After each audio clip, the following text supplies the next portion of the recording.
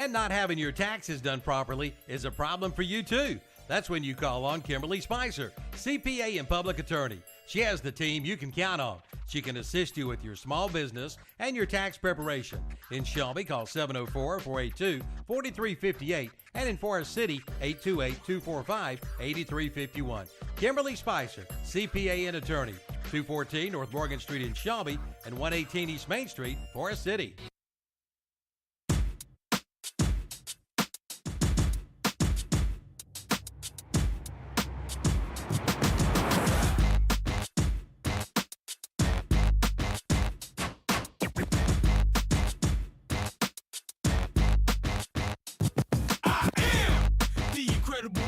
Only do things incredible can, cause I am the seed of a chosen breed. You don't see too many like me, cause I am one of the reasons you do what you do when you wanna be me instead of you, cause I am still on beat, showing love to the streets. Come on, you know me, cause that's who I am.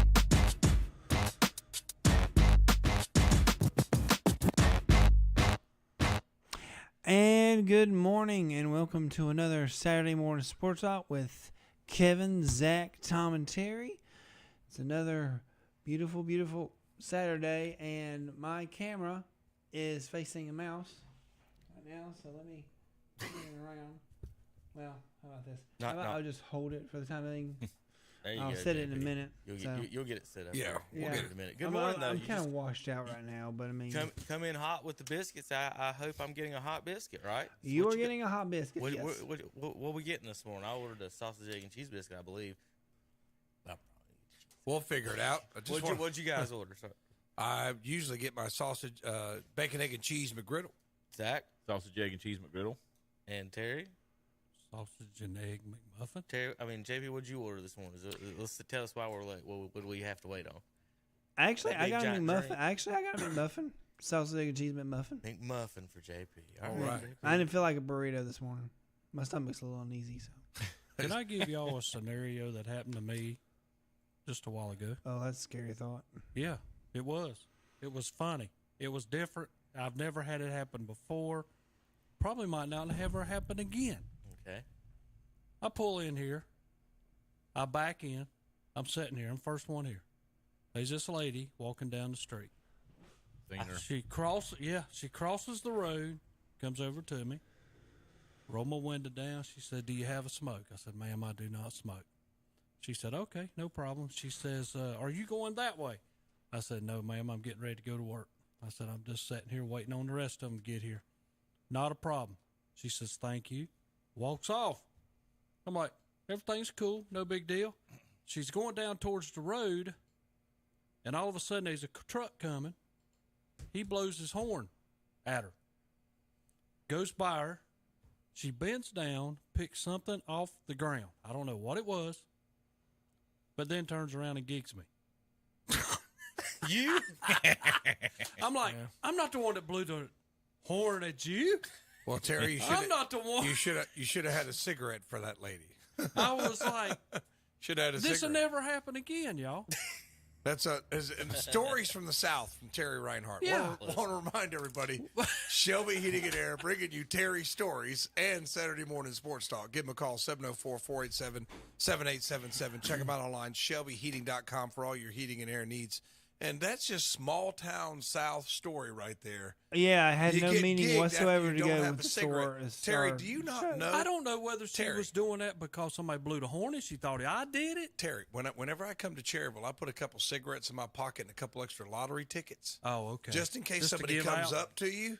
Hey, man, you got a cigarette? Here you go. Well, I'm glad you saw her. I did. I passed her. She had a big backpack on. Yeah, that to a test. She did. Because Andre likes cigarettes and lottery tickets. So next time you come by, I'm going to have him ask you for a cigarette and a lottery ticket. Well, if I come to Cherryville, if you don't get gigged. A cigarette come on, y'all. All I was doing was coming to work, and that happens in the morning. I'm like, did I have like some kind of X on me for this to happen? Terry, you do realize you do appear as somebody who may smoke cigarettes in your 20-year-old truck in your ball cap. Just sitting in a car. I guess. Just sitting in a car, you just look like somebody who might have a cigarette, Terry. I'm sorry. I'm just glad he didn't get out in the 80s bike shorts. Unreal. But anyway, good morning, everybody, on a Saturday morning. I Stories. don't know what to say. We're just going to call this Stories from the South. Terry Reinhardt. Listen, I have something new about every day. It seems like happened to me that I can't believe happened. So I believe about anything you say there, Terry, on that. Unreal. Hey, trust me, working at a grocery store, I definitely know what it's like. You know what's like? Something new happens to me every day. Oh, okay. I mean, I say I've seen it all, but That's trust right. me. Yeah, you see probably- I'll people say you that, never and knew. trust me, something. I mean, And- there's that you one work story with. I have to tell y'all. I don't JP, understand you this. meet people all the time. You already know, don't you? Yeah, but this is one thing that didn't even involve anybody. It involved me. I go out to get carts as a bagger.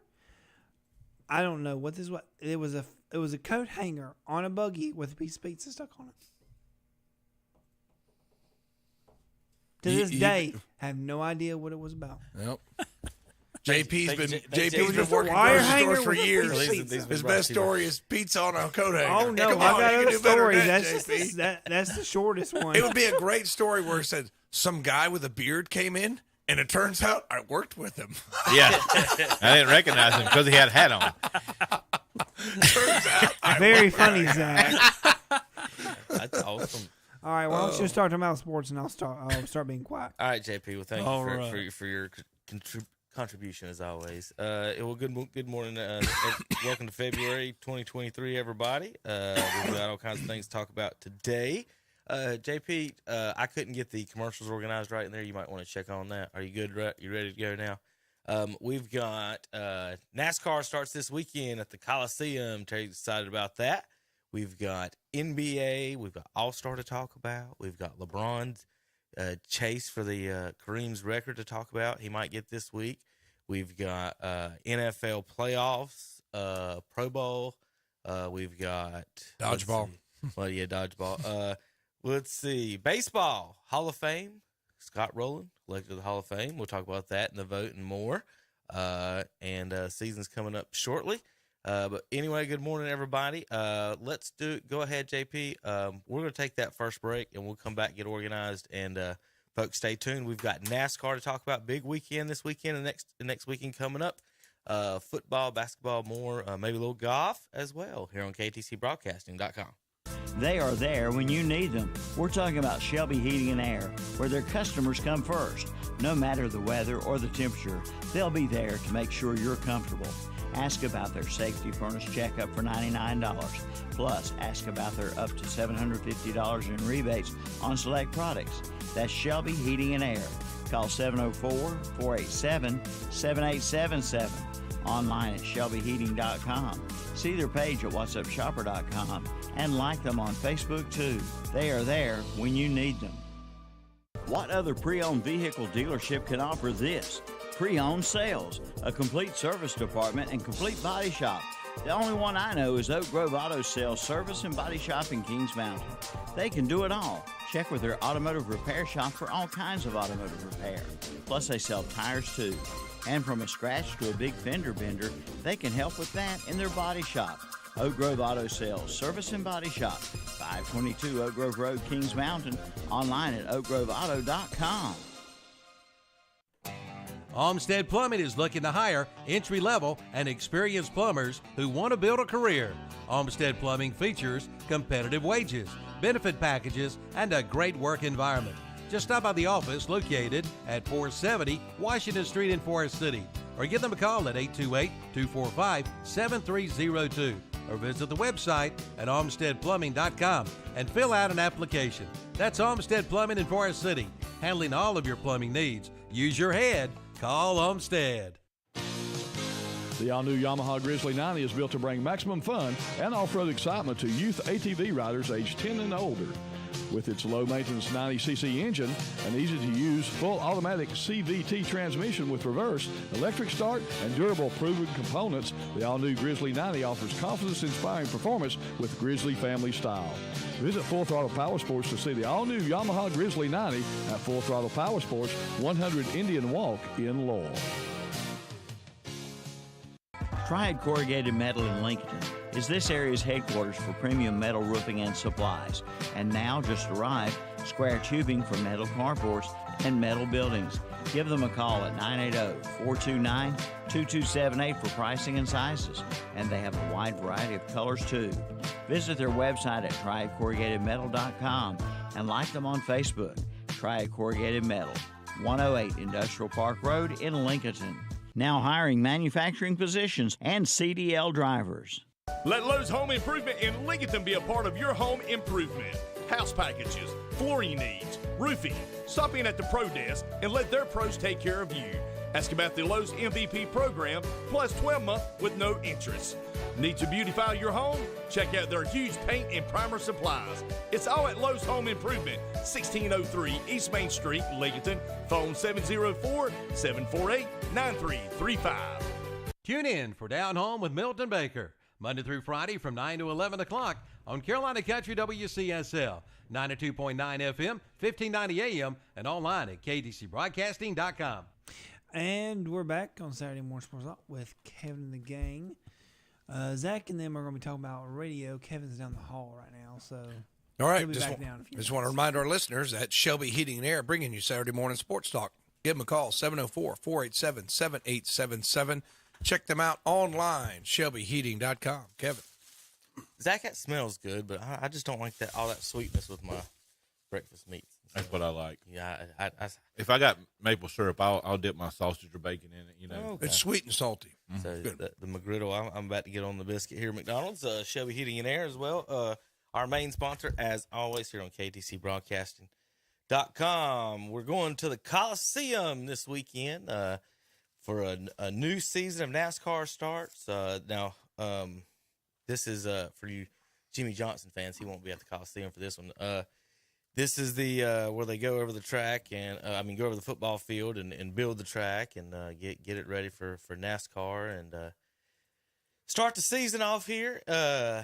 I just wish the races was a little bit the track's a little bit bigger as far as longer, but it'll be a lot of bumping and pushing. And Terry, you remember who won last year's race off the top of your head before Joey I start Logano. clicking on buttons? Joey Logano That and is Kyle true. Busch finished second. Oh yeah, yeah, that is correct. Logano did win the opening race here at the Coliseum. Let's see. Yeah, the worst thing about it, there wasn't but 2 leaders, I think.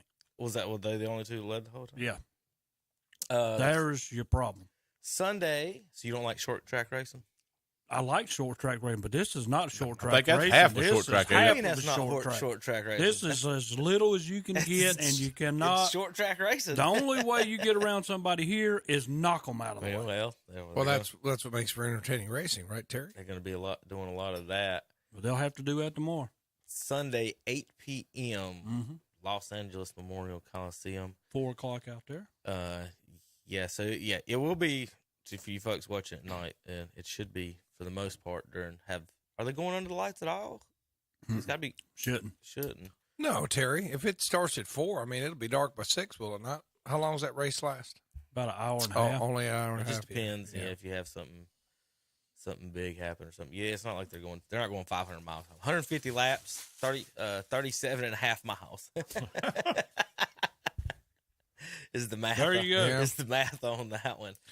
Well, they bunch them up there, makes for, and I think we had this discussion last week, is they're trying to just expand their markets, get that California market, Southern California. Millions of people live in there. If you could tap that market and expand your, what do you mean, okay? What do you mean, okay? Just because you don't like Southern California doesn't mean that NASCAR. I didn't say that. You're just saying it won't work. I'm just saying nobody wants to watch that type of racing. Well, then why'd they sell out the Coliseum last year? It's easy to sell out that Coliseum. Ain't nobody there. What does that even mean? I don't know. It's true, Tom. What does that even mean? Kevin, did they sell it out last year? It looked like it. Yes, it did on Yeah, television. have they sold it out again this year? I'm guessing so. Well, great It says job. buy tickets. I can click on it and see. Yeah. That's okay. easy question. Okay. They've never had nothing there. People want to come watch something for the first time. But after you do this for 2 or 3 years, you're not going to sell that thing out. Terry, it's a novelty. It comes once a year. 2 people leading the whole race? 65. It's a novelty. It comes once a year. A novelty. Yes, something that's once a year. Something that you're not going to got get some tired of. How can you get sporadic tired seats, of doing something once a year? Terry? How do you get tired of I doing sure something? am once a glad I'm back, Tom. So, I have to train you again. no, Terry, you just kind of contradict yourself. You say people get tired of it. It's once a They year. will. Terry, They it's will once get a tired of year. that. So it's once a year. Nobody wants It's to like see that. 60,000. What do you mean nobody wants? Snoop Dogg was there last year. What are you talking about? Great job. Snoop was there. Yeah, Gray was great there. job. All he the puts Southern- his pants on all the same Southern- way I do. The Southern, Golly. I mean, come on. I don't bother. Look, Who had Snoop Dogg puts his pants on the same way I do on their bingo I'm just card? telling you On the that morning a lot of show. the Southern California celebrities got behind this thing. They showed up. They had a nice crowd there. I think it's something. Are we going to have this stoppage halfway through like we did last year? For the concert? Nobody wants to see that. Terry, it's fun. It's like, I know that's not a word in your vocabulary, but it's fun. There is no fun in Terry's. I mean, it's fun. This is NASCAR. 40 It's races kind a of year. Let's have fun tonight. It's And kind it of ruins Terry's day. it's kind of a gimmick. You know what I mean? It's kind of like an exhibition 3-round fight, but people like it, and you might get some people that get interested in the sport. Like, you throw it out there, some people like it. They got Ice Cube, DJ Ski, Yeah. Pitbull. So all those artists. All the will be out there SoCal tonight. celebs would be out there, Terry. I'm trying to figure out. There's somebody else famous doing the opening ceremony. Just because you live in a place where you get gigged for not having a cigarette doesn't mean Well, other that's people, funny. You're saying. other people don't want to go to a race. We in all Southern knew it was California. NASCAR weekend when that happened. Yeah. Now that is something that sounds like would happen at Darlington or someplace like that. All right, Tom. Here's for you degenerate gamblers. Got some news for you. Okay, why is Tom Because you're always talking about you and your brother gambling all over the place. It's not anybody listening. No, it's not true. We only play for amusement only. With a lack of data and an inordinately short track, the Busch Clash at the Coliseum is the betting market flummoxed. Odds boards show no clear favorite to take the checker Sunday, as 5 drivers opened at plus 800 at the market-making Westgate Superbook in Vegas, with just 2 competitors just behind that group at plus 1,000. Terry, you understand all that? So anyway, Let me put it to you simple. Yeah. If you're not in the top 6, you have no chance. And Talking I'm about after giving, qualifying? yeah. Okay. I'm just giving something here. Top 6. So the best odds to win last year's defending champion Joey Logano and Kyle Larson and Chase Elliott are your top 3. Kyle Busch is 4th. 5th and 6th, Christopher Bell and Ryan Blaney. Then Denny Hamlin, Tyler Reddick, Chastain, Byron Harvick, and Truex Jr. Terry betting man this year, as I'll just give some friendly advice in Kevin Harvick's last year, you might not hurt betting on him, whatever, if you got good odds on any race for the most part. I mean, he's not afraid to push anybody out of the way for a win somewhere. I'd like to know what when do they qualify today? We're going to check on that. Let me just check on that. What is the bar stool? Can somebody tell me what the bar stool is? What do you mean the bar stool? I mean, Kyle Busch was like 50 points behind on the bar stool. Betting odds must be a different. I mean, if I got a bar stool, it depends on how high it is. If it goes up higher, I get extra 50 points, or it goes lower, I get deducted 50 points. Is that how that works? I don't understand. I don't anything you just said understand to me. that word salad. Just I'm not saying. I'm just saying, like Terry, I really don't know. Me neither. I have no idea. What were you looking at? It's set over to the side. The bar. It was the 3 betting favorite. You see it? That's a website. Those are websites and those are betting books. Oh, okay. Superbook, MGM Grand, and Barstool Sports. They're talking about legalizing. They've talked about legalizing it in North Carolina, but from what I understand, you can't do DraftKings or anything in North Carolina, can you? I don't know.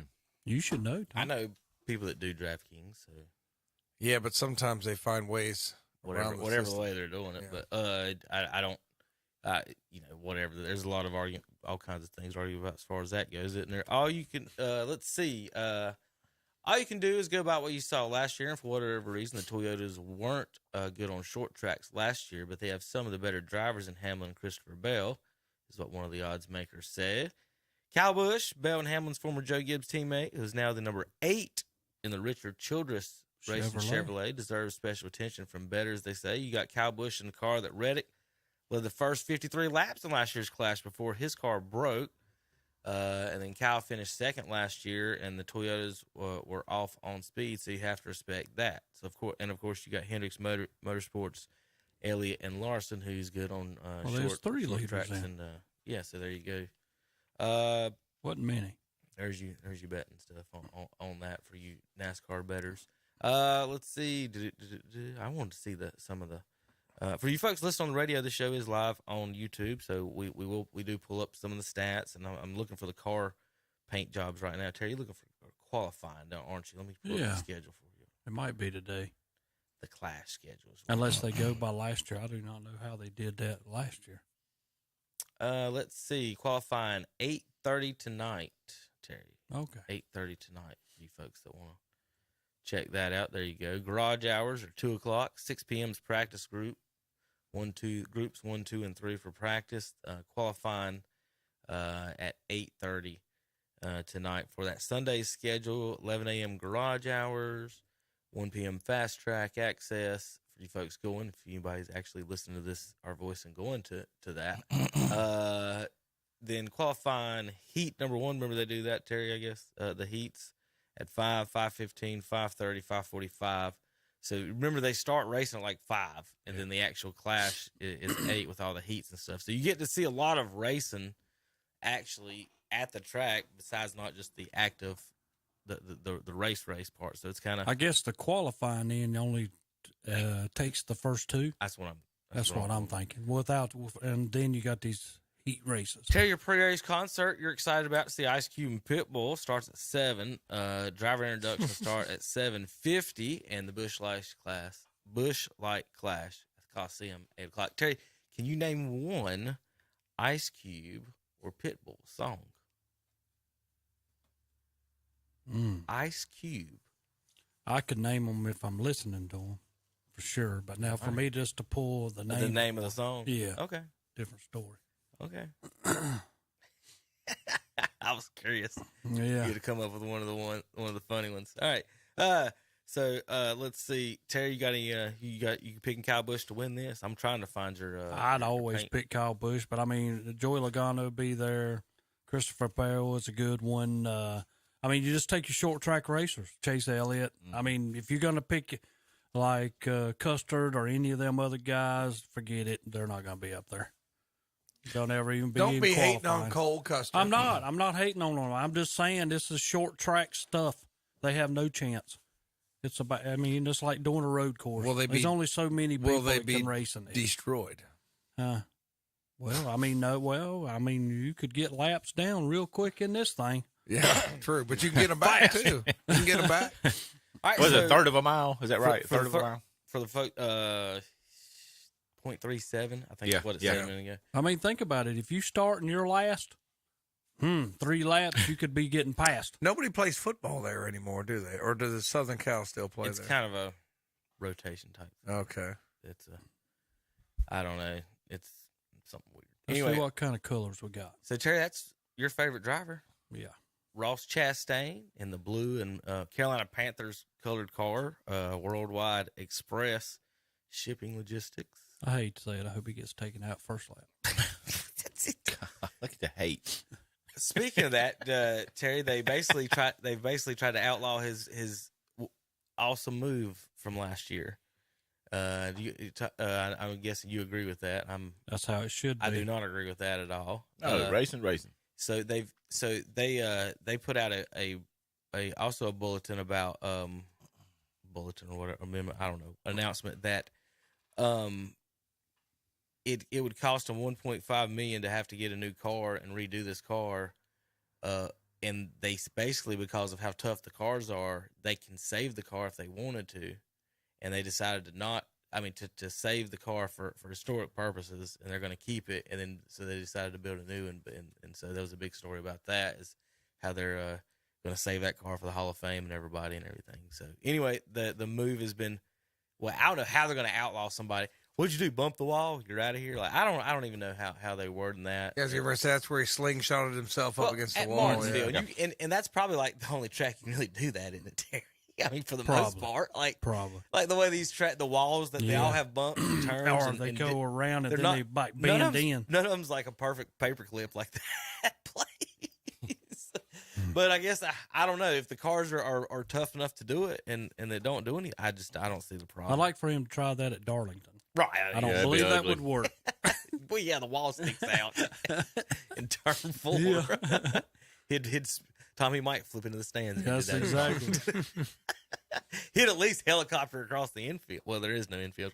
They're at the front of Darlington. All right, that's the number 2 driver, Austin Cindric, in the Freightliner Ford. Also some, I guess, Carolina Panthers blue looks like colors as well. Austin Dillon in the mint green 3. Get bioethanol Chevrolet. That's ugly. Well, you asking for opinions? It looks like it does kind of look like it looks like one of those Andes mint. It's just like the black number 3. I mean, it's just kind of anything else just doesn't seem right still all these years later. I know. Kevin Harvick in his last year in the Busch number 4, kind of light car. blue and gray colors for Mr. Harvick. Busch Light, the beer of choice for college co-eds.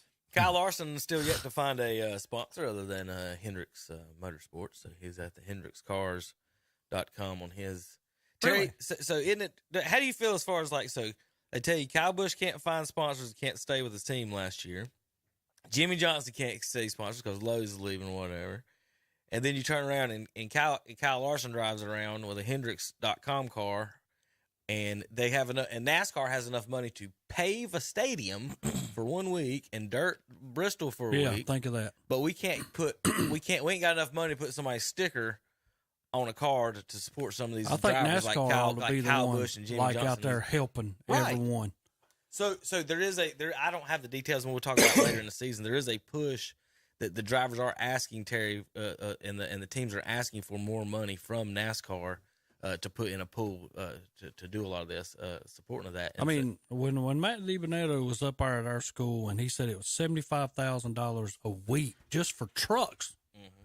Didn't say anything about these, so you're talking at least $300,000 or more for these cars, and you getting somebody to sponsor you is going to give up that much money. Yeah, now that's tough. I mean, you better be a big it should be in sponsor. NASCAR's best interest to do that pool of money. You know what I'm saying? This is something. Right. I mean, Is this a little bit of still like a little hangover from what Larson did a couple of years ago, do you think? Oh, yeah. Oh, as far as him, definitely. Yeah. But as far as the other stuff, it's problem is, Tom, so the NFL,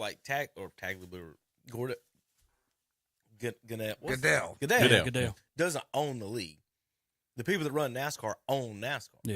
Okay. So you've got to, they want to keep their money and not give it to the teams. And they're like, you get your own sponsorships. We got our TV sponsorships. You get your car sponsorship. So there's a dynamic there that they're wanting to keep the charter system how it is. There's a lot of talk with that. I'm not 100% got all the details. So if somebody's yelling at the radio, I'm really sorry about that, because I know there's people out there that know way more than I do on that. Brad Keselowski. That's a nice looking in car. the King's Hawaiian Rose, Tom. Number That's 6 awesome. orange car.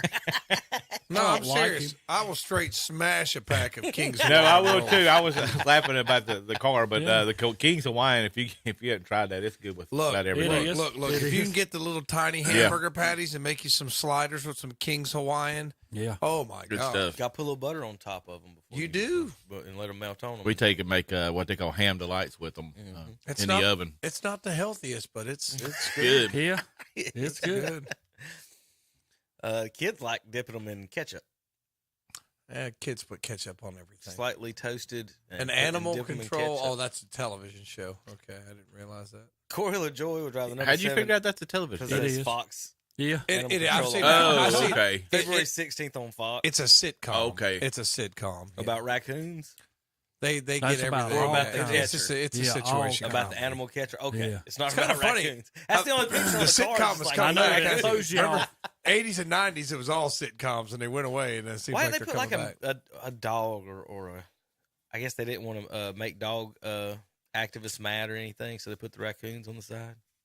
They could have put You what can't- else? Really? you Animals, can't- snakes. you- They could put a snake. That'd have been cool, like on the side to do like a snake skin, a big giant snake going. You got to across be there. careful. The woke police will come and get the you. iguana. No, iguanas, it's if funny, though, Florida. to have They're in those Florida. on. They put No, they're in California. Go ahead, Terry. Sorry. Yeah, well, I say it's funny to have the raccoons because they give the other one, hey, man, you try this. I'm not trying something since you don't want me to. They get into everything, too. I think that's the exploitation of animals right there myself. Okay, here we go. Terry, there's your man. Kyle Busch. I don't like got that. it wrote big down there, too, buddy. Number so that 8. way you can see it. Terry, you was wondering about sports betting, who Barstool was. There's the one right beside Barstool's bet, MGM. So he's got his gambling, the gambling car right on the side of the car now, Tom. You believe that? Pete Rose is so mad, isn't he? I'd bet on him. He's just got to be so mad. I got a Pete Rose story later. I can tell you. Let me write that down. So just to clarify, Pete Rose never bet against himself. Well, we don't know that. But Pete Rose bet on himself. Definitely. Never against himself. We don't know that. I don't think he'd do that. Do you? Yes. I think anybody ought to be able to bet What do on you mean? themselves. Guys, no, it's not even that, Tom. It's the he knows the bookie so well. Hey, Pete, how you doing? Well, my knee's hurting a little bit tonight. Hey, bet 200 on 1 for 4 instead of 2 for 4. Yeah, I guess. You see what I mean? It's the contact with the you're right. the bookies and the. They never know. You just never know. Have they not punished? Yeah, I know we're in base. I don't want to get off on a sidetrack. But they say he's still an unbelievable jerk. Like wherever he shows up, he's just a jerk. I guess that doesn't help his cause. You're just a jerk to everyone. Freaking hit king. I mean, for real. Yeah, I know. Yeah, I know. I've always said that, and I'll continue to say that. Well, tell you what you think about your paint scheme. It's black and gold. For you North Gaston fans, it kind of looks like y'all stuff. It's Kyle Busch. It's all who's behind that wheel. It's rowdy redneck with gambling. I mean, what's better than that, Terry? That's what I'm saying. You need a beer sponsor too. That's it. All you need. There's beer Cheddar's. sponsor. He's got a Cheddar's Kitchen sponsor. Yeah. Yeah, I'm not. Chase Elliott in the regular Napa Auto Parts, number 9. That's everybody's favorite. Eric Almirola in his regular Smithfield colors, black and gold and white. Denny Hamlin in the sports clips, not the FedEx this week for the Clash. I'm sure it'll be all FedEx next week at the 500. Ryan Blaney in the Menards Great Lakes Flooring Ford, bright yellow. I still want to say Maynard's every time I see that. Mahindra is the sponsor here. Chase Briscoe, red, black, and gold.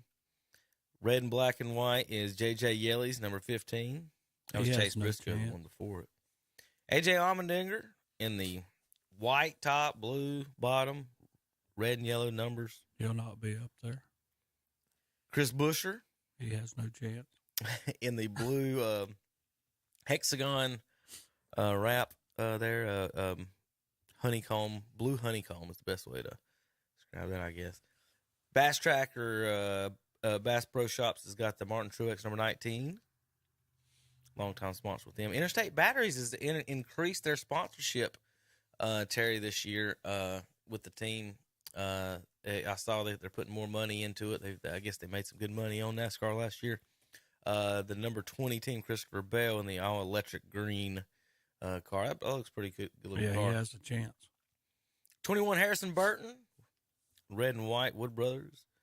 There he is. Joey Logano in the 22 yellow. You think he'll win again? No, he might. He's pretty good. Bubba Wallace in the 23s. He got a chance this week, Terry? No. No for Terry. DoorDash. Bubba Wallace. He's in the red, mostly red DoorDash. The 24 Raptor William Byron, black, white, and yellow, gold, something. I don't know, highlighter yellow.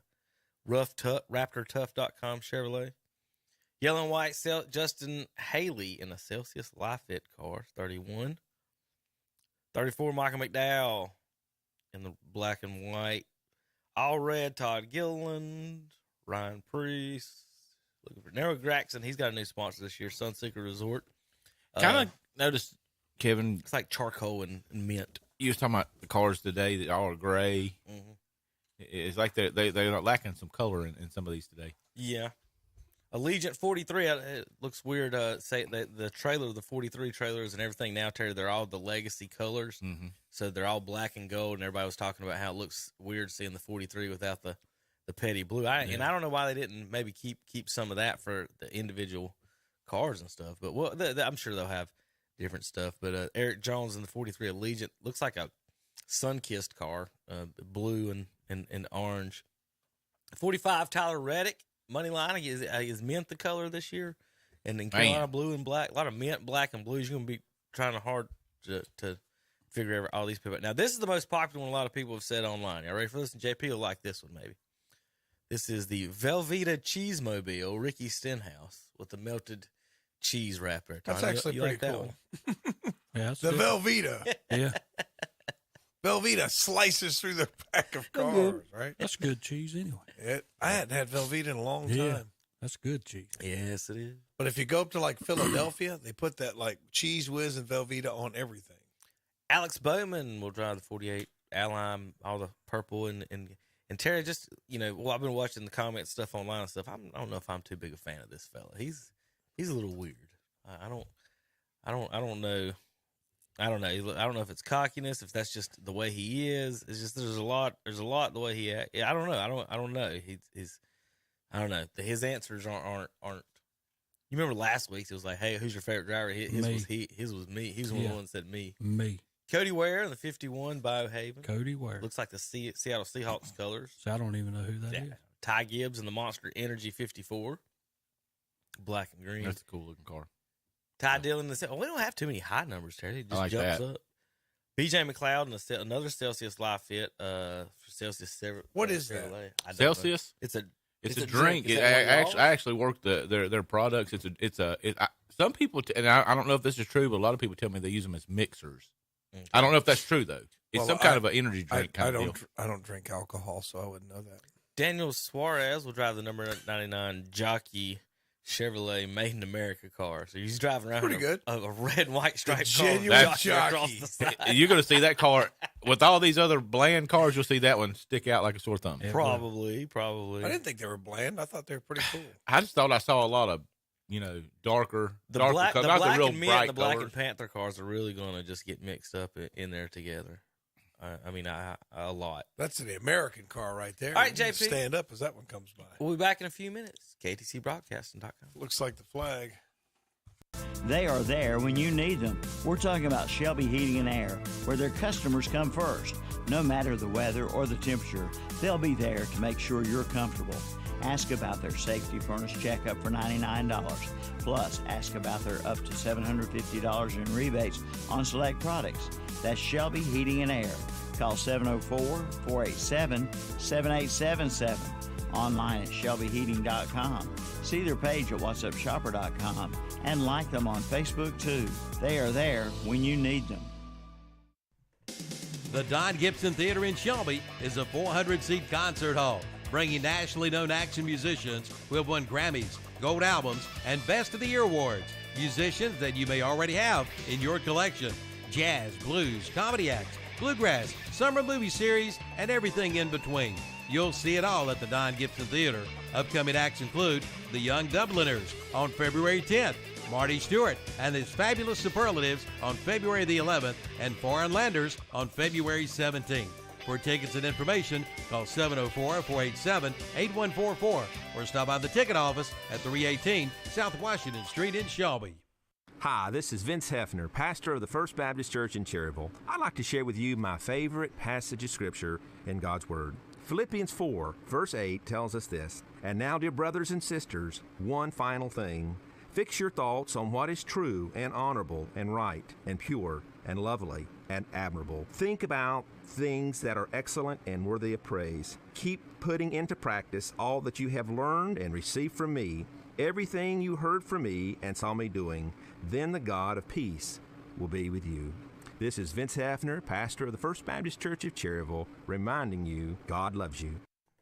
Your sweetheart will love you even more with a Valentine's Day gift from Victoria Cole Gifts and Collectibles in downtown Cherryville. You'll find all kinds of beautiful jewelry, including bracelets, earrings, and necklaces. Also, new spring clothing, loungewear, and pajamas. For her sweet tooth, there are truffles, pecan clusters, red velvet, and peanut butter love. Plus, home accessories and home and Willa cheese balls and soup. And, of course, romantic candles. Get free gift wrapping, too, from Victoria Cole Gifts and Collectibles, 112 East Main Street, downtown Cherryville. Like them on Facebook, too. Built upon a solid foundation of cast iron and steel, the Kubota L-Series is part of our under 100 horsepower tractor lineup rated #1 for reliability. They feature powerful Kubota diesel engines and easy operation.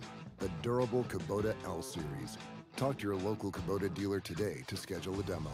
Go to KubotaUSA.com for full disclaimer. Your Kubota dealer is Parker Farm Service, located at 126 Bessie Drive on Oak Grove Road at the Highway 74 bypass in Kings Mountain. With warmer weather coming soon, get a great rate on recreational vehicles such as motorcycles, campers, boats, RVs, tractors, and more.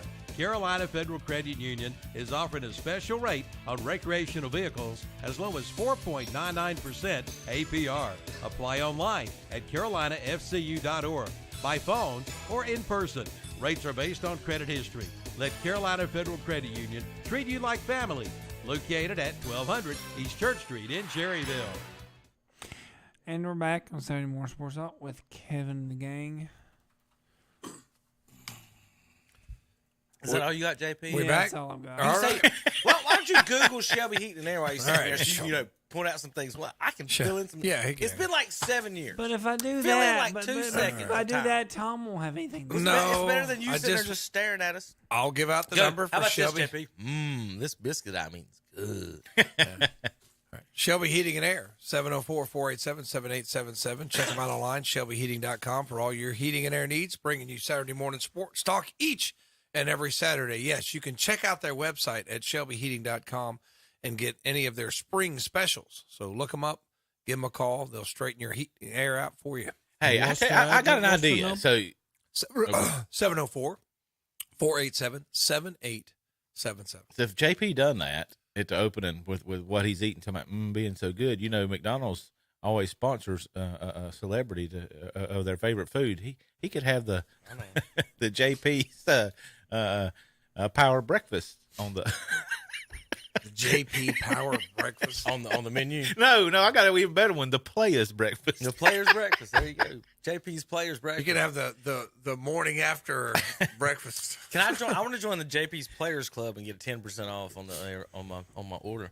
All right, so tell you real quick, and guys, on NASCAR, they've been testing different spoilers and stuff with these cars. So the deal is they're trying to make them. They're saying they're too easy to drive on the short tracks. Like they're too easy. They can't spin them out. They want to make them looser. NASCAR's always been basically the idea, Terry, the fastest, most hardest car to drive. They want it to be hard and easy to spin out. So it's been too easy to drive. So they're trying to change spoilers. May even take it off completely at the short tracks. Little quick notes on some testing. Here's somebody asking, how come they not asking me? This is a question to answer online. How come they can't run whatever size spoiler and let teams adjust the angles of the spoiler? Wouldn't that create their diversity for those that either want better handling or trimmed out for speed? Terry, what do you think about that option? Is actually giving each team to do whatever they want to with the size of the spoiler, and because like Jimmy Johnson and Kyle Busch, Kyle likes a loose car. Am I correct? Mm-hmm. Okay, Jimmy wants his as loose as it can be. That's why in the Formula One he talks about, in that you just turn the wheel and it goes. In NASCAR, you have to worry about your weight distribution. And so, what do you think about that? Giving the teams that actual option, as opposed like to that the being option across of the board, freeing it up to them to do something different for their cars. But NASCAR's not going to allow that. Well, right. That's one of the things. As far as all these cars being almost exactly the same, and people are complaining about, could this be one thing that maybe NASCAR could ease up on? It says used to be that teams could set the spoiler at whatever angle they wanted. I'd like to see the spoilers be a place where teams can do whatever they'd like. 7-inch spoiler, no spoiler, set it to any degree you want. And then the response was, the point is to make the cars hard to drive so they can get loose and make passes and not be planted into the round like they are currently. Almost all the downforce is coming from the underbody, and no spoiler is an actual option for them to go with. So, Terry, I just wanted to put that into you and thoughts on that. So you did like that? Yeah, I'd love that, but again, NASCAR's not going to allow that. All right, baseball, MLB baseball. Let's talk a little. So Scott Rowland gets in the. I like that, into the Baseball Hall of Fame. There was a second baseman who leads all second basemen and home runs, didn't get in. Who was it? Gosh, I'm trying to think of the guy who was upset. I got to look it up. He didn't get in. It was his last time to get in. Gosh, what was his name? I'll look it up here in a second. But there was kind of like that. Well, we've talked about all the bias that they have. You know, some people they're just not going to let in no matter what. I'll look it up. Well, so Scott Rowland gets in.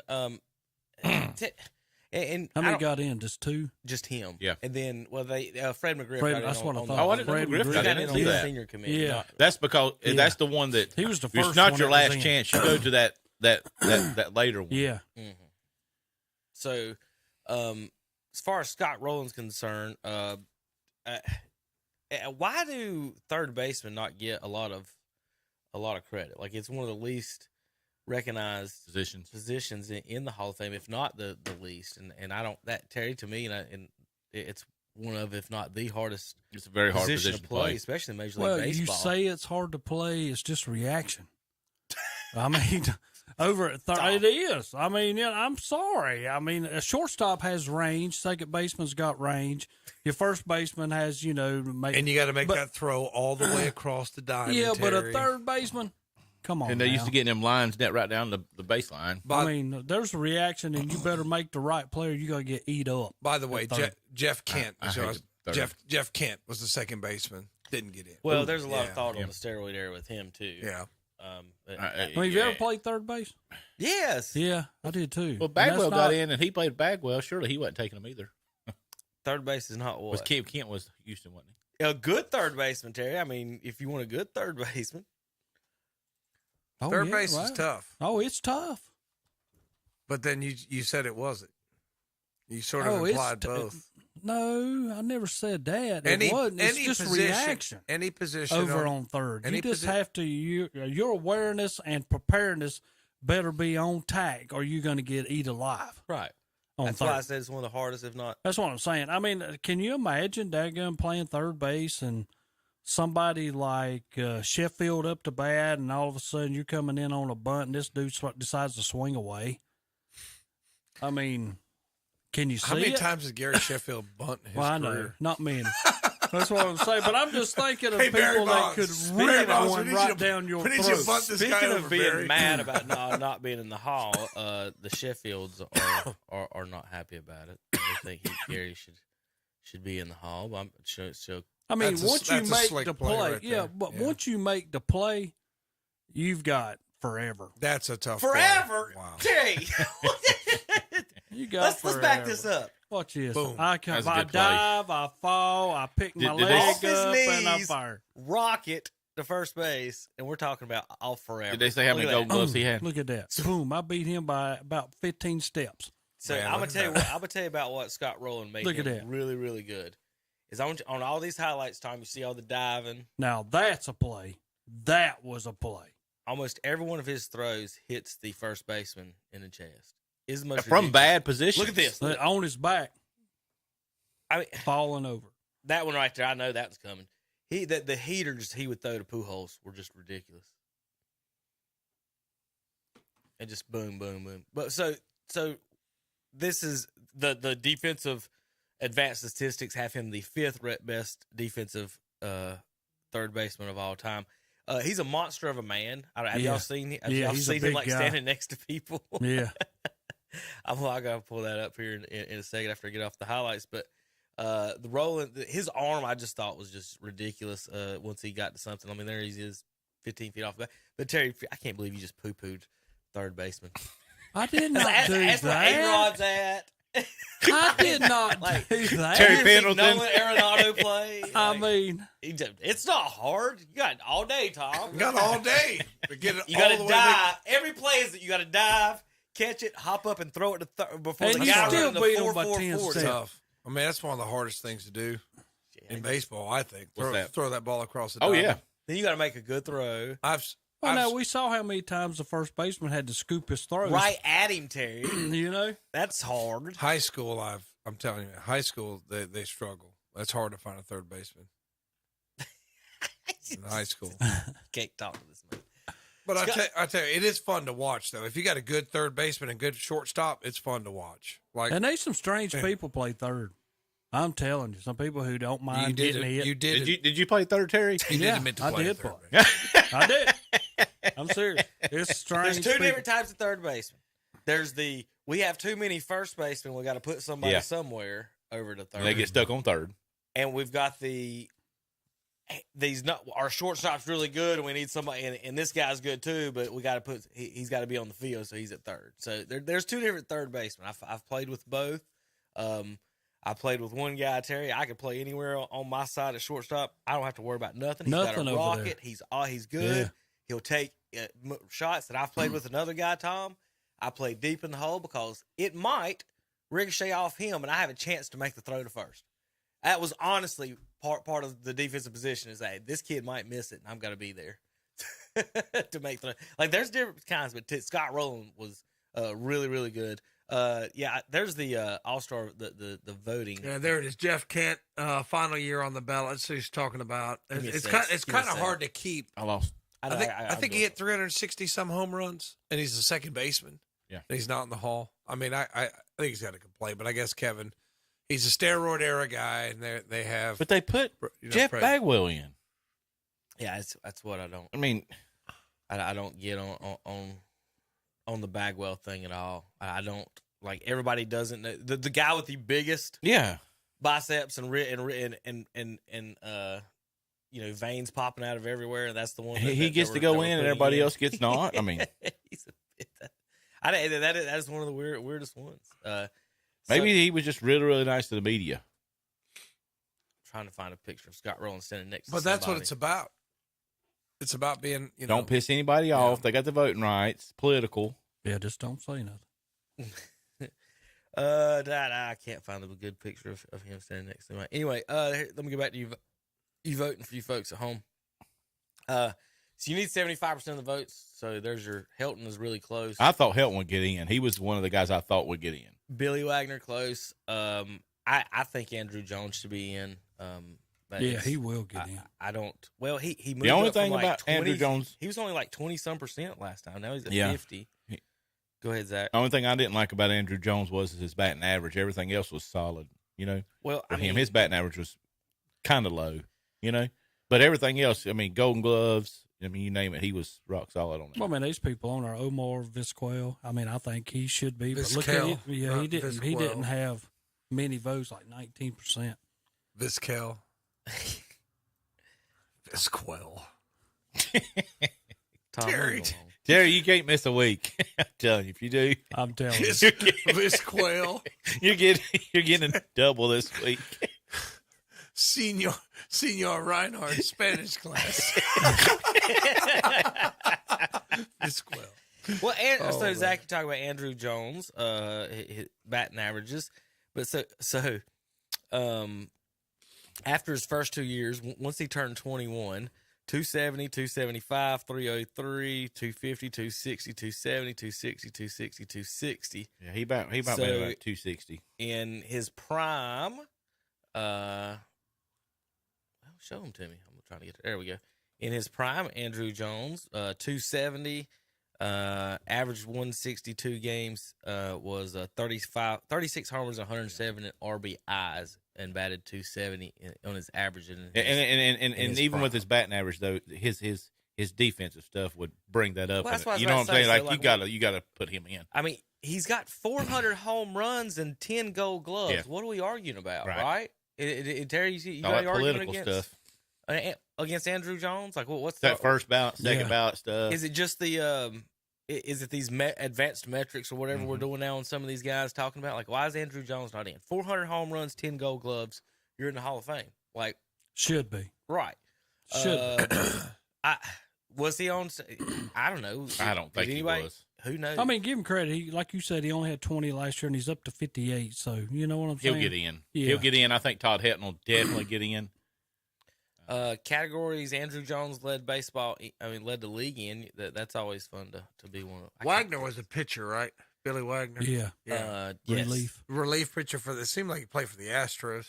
Andrew Jones in 2005 led the National League in home runs and RBIs. That's the only thing offensive categories he ever led in at bats one time, if that matters. Gary Sheffield fourth at 55%. Carlos Beltran at 46%. I don't. I think he's pretty good. Jeff Kent. Here's we do these comparisons of these guys all the time. We talk. So everybody's asking, and a lot of people are saying, should Scott Rowland be in the Hall of Fame? So let's look up his numbers real quick. and then I think I even had a tweet about this. Because there were, because these WAR numbers and everything else, it just skews so much. And when they talk about these things, it's kind of aggravating on that end. A-Rod did not get in. Manny Ramirez. I don't know. Vizquel, what do you bat, Tom? Seemed like he was 280s, 290s. That's exactly what I was thinking. 290. I'd have to look. I mean, he was pretty good. I think defensively too. He was fantastic. He was very good defensively. Well, that's what I'm saying. Like, these people's got 10 Gold Gloves, 11 Gold Gloves. I mean, so what are we talking about? Why are we giving out the award? 11. If you're not, but 272. That's I think Ozzie was right about there too. So like, 80 home runs. We all know that's not what he was there for. I think that'd be something very interesting to see. How many Gold Gloves do somebody have and not been elected to get in? Yeah, I mean, you got to give some. I mean, maybe they can't hit. You know what I'm saying? Has to be Vizquel. Yeah, maybe they cannot hit. I mean, something's 4, 5. What was how many Gold Gloves Ozzie have? 13. 262, 13 Gold Gloves. Omar had a little bit better batting average and a couple less Golden Gloves. 11 Golden Gloves. Right. How about Scott Rowland? How many Golden Gloves does he have? 8. He's a 272 hitter. He played 24 years. Right. Vizquel did? Yep. I remember Vizquel should be in the Hall of Fame. I didn't know he played that many years. Yeah, he played Cleveland in the 90s when they had those good teams. And then he played for Cleveland through 2004. Then he went to the Giants, played for Texas, the White Sox, and finished up with Toronto. But he was 45 years old when he quit playing baseball. He was almost as old as Ricky Henderson. So one of here's where it is. Here's where they're arguing about. I should be able to pull it up here. I'm pull it because I actually tweeted the actual stats. Like, let me get this. Tom, they were talking about the old Scott Rowland, should he be a Hall of Fame? Career stats: 281, 364 on base, 490 slugging, 316 homers, 1,200 RBIs. His WAR, Terry, I know that's what you were concerned with. 70. He had 70 WAR. And then let's see a couple other stats for Mr. Rowland that they put: 7-time All-Star, 8 times Gold Glove, won a World Series. So there's all his stats for that. And then, so if those are Scott Rowland stats, and that's what we're asking, whether he's a Hall of Famer, my question was, Tom, where I'm going with him. All right, Mr. Smarty Pants, if that's a Hall of Fame, if you're questioning that, is Mike Trout a Hall of Famer? Because let's compare them. Hits in pretty much the same number. Well, no, if Mike Trout retired today, that was my question. Would he be a Hall of Famer? And I'm guessing everybody would say that I'll say yes, because that's all I hear about how great he is. Well, let's compare them. So if Mike Trout retired today and he is a Hall of Fame, we all agree that he is. Let's compare him to Rowland. He had 350 homers. Trout does. Rowland 316. Mike Trout 896 RBIs in his career. Scott Rowland 1,200 RBIs. That's 400, almost 12. 400 more, 300 or 400 more RBIs. Hits: Scott Rowland with almost 500 more hits than Mike Trout. Doubles: Scott Rowland with almost 200. With 200 more doubles than Mike Trout. 517 to 296. Walks are pretty close. 899 Scott Rowland. Mike Trout 919. Strikeouts: Rowland did strike out a lot. 1410. Mike Trout 1354. But also remember, this is Scott Rowland's whole career, and Mike Trout's 11-year career. Total bases: Scott Rowland 3,600. Mike Trout 2,991. So if Mike Trout is a Hall of Famer, I'll say he is, with no Gold Gloves, no playoff wins, and half his stats are worse than Scott Rowland. Then Scott Rowland should be, right, Terry? Right, Zach?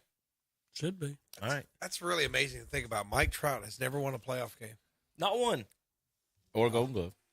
It's not just his fault. You got to think 8 other guys got to help him. I'm not saying that, but it's just amazing that he hasn't found some place where he can play. I would be moving from where I'm playing. I got another question too. Since we're on the Hall of Fame thing, can't believe you hadn't asked to be traded to the Yankees. You guys, I mean, I'd be gone from where I'm playing. I'd be wanting something beside my name. Your guys' opinion on this, and it's kind of similar to the Pete Rose thing. But would you guys punish the steroid guys and not let them in, even if you was 100% sure that without the steroids they was going to be a Hall of Famer? I guess it's hard to say that. It's a pretty abstract question, right? Well, without the steroids, what would his numbers be? Like Barry, you know Barry Bonds is going to be Hall of Famer. I mean, but here's the thing. I mean, I just want y'all's opinion. Would y'all vote for them or not? Like Barry Bonds, Manny Ramirez, A-Rod. I would say that Roger Clemens. Maybe it's good that I'm not a Hall of Fame voter because I might take it against take it out on him for being a jerk. Like Barry Bonds, since you're a jerk, I'm not voting for you. And I guess you shouldn't do that. No, but I know that's human tendency to do that. Yeah, well, I just want to see what y'all thought because you got Clemens that's not in, all these guys that I'm pretty sure. My question is, who should be voting? Should it be writers, basically? Right, yeah. and that's always the argument. Is there not enough members of the Hall of Fame that can make for that them decision? To just to vote themselves? Should the members in the Hall of Fame, the players in the I think Dion said that if we voted, there'd be a whole lot less people in the Hall of Fame because they were upset about a couple of people this year. Because Dion's like, why is my bust or somebody like next to Tony Baselli or something like that? I think they were upset about. They're like, there's different tiers, is what his point was, and we wouldn't be letting. It might have been Lawrence Taylor. One of them, there was a couple of old guys. We don't want to let everybody in. Every really good player doesn't need to be a Hall of Famer. Right. Yeah. I mean, I can understand that. Like, there's some no-doubters. Like Dion's a no-doubter. But some of the marginal guys. But here you go with that, though. If you do that, then Barry Bonds, them people who talk crap are never getting in. Bonds would be in the Hall of Fame right now if they let the players vote. You think so? Oh, they would. You know who would, Terry? They're not going to sit there and say, every player's going to be like, he hit 800 home runs. I didn't. Every one of them, Well, they should. I mean, that's how I look at it. Is he not? I mean, how many players don't like him besides Jeff Kent? Well, I mean, it's not like a lot of people. I don't remember a lot of people like he cycled off the ballot as Bonds cycled off the ballot. I think Bonds is gone. McGuire's gone. Sorry. There's another big name that Clemens wasn't even listed. Clemens is gone. Yeah. Now the question comes: do the players on that next one get to vote for it? Right, Kel? Like McGriff got in. Yeah, I'm trying do they get in on that one? That's do they wind up getting in? But I don't know. Yeah, but how long is that? See, I think it's like 15 years. There's my problem. Don't wait till they die. Yeah. And then stick them in. Yeah. To me, that's you should never have that happen. They might do that with a lot of these steroid guys. I think they're doing that with Pete. Be the same thing. I think they're doing that with Pete. Don't let Pete die, and then all of a sudden, hey, 2 years after he does, you guess what? We're gonna put him in. Now. He's 80 years old now, though. And Pete Rose is close to 80 years old, isn't he? He's getting up there. He was actually on Colin Cowherd the other week and was talking about pitchers he got to hit off of, and he said the hardest pitcher he ever got to hit off of was Sandy Koufax. But I still say, as I'm sitting here today, and I'll say this every day, if you don't have Pete Rose and Barry Bonds in your Hall of Fame, the thing needs to be shut down. Pete Rose is 81. I mean, that's just my deal. Let him in. I mean, what the heck? This is Major League Baseball, and you don't take the two best guys that doing what they did, and you don't allow them in. Yeah. Shut it down. Don't even let nobody in. Turn them away. Just everybody, get out of here. Zach, is that you shaking the room? It is. Sorry. You and my mama got that in y'all's blood. She's listening. She knows that's right. The car's probably shaking if she's in. Contemporary voting. Fred McGriff got in 100% of the votes. You need 12 votes needed for election. Fred McGriff got all 16 votes, so you need 12 so 16 votes. Chipper Jones was replaced because he got COVID-19. He was supposed to be on the committee. Hall of Fame members. So this is basically what I was just talking about, the players. Mm-hmm. Hall of Fame members: Greg Maddux, Jack Morris, Ryan Sandberg, Lee Smith, Frank Thomas, Alan Trammell, and then some Major League executives: Paul Beeson, Theo Epstein, Derek Hall, Art Marino, Kim Inge, David Peter, Ken Williams. I can't read here this morning. So Don Mattingly got 8 votes. He needs 12. Kurt Schilling got 7. Dale Murphy 6. Albert Bell, Barry Bonds, Roger Clemens, and Rafael Palmeiro all received less than 4 votes. It does not say exactly how many they all got. That's really surprising on the Clemens vote. To me, it is. I mean, how many did he get? Less than 4. Less than 4. And that's among his peers. That's kind of telling for me. Well, in other words, he's not going to get it. So here's the problem with the committee. You got to look at who the committee is. Remember, look at who I just said. Greg Maddux, Jack Morris, Ryan Sandberg, Lee Smith, Frank Thomas, and Alan Trammell. Greg Maddux, Jack Morris, Lee Smith aren't putting any pitcher in that they think that's what I'm thinking. Did anything wrong, because they want to be, Greg Maddux wasn't juicing. The Ryan Sandberg is skinny as a rail. Frank Thomas is naturally one of the biggest human beings that's played baseball, and Alan Trammell was a skinny shortstop. Jack Morris could skinny. Hit. So none of them are big boppers or anything like that. It's not like you got Griffey actually on the committee. So I don't know. I don't know how they're going to feel. Maddux and Morris and Lee Smith, that they gave up home runs to Bonds. Mm-hmm. So they got to sit there and go on this committee and think, what was it, the juice, or did he just rip me? Did he not rip me in the 90s before this? That's what I don't get from the pitchers. I would think those three pitchers actually would, because they did face him.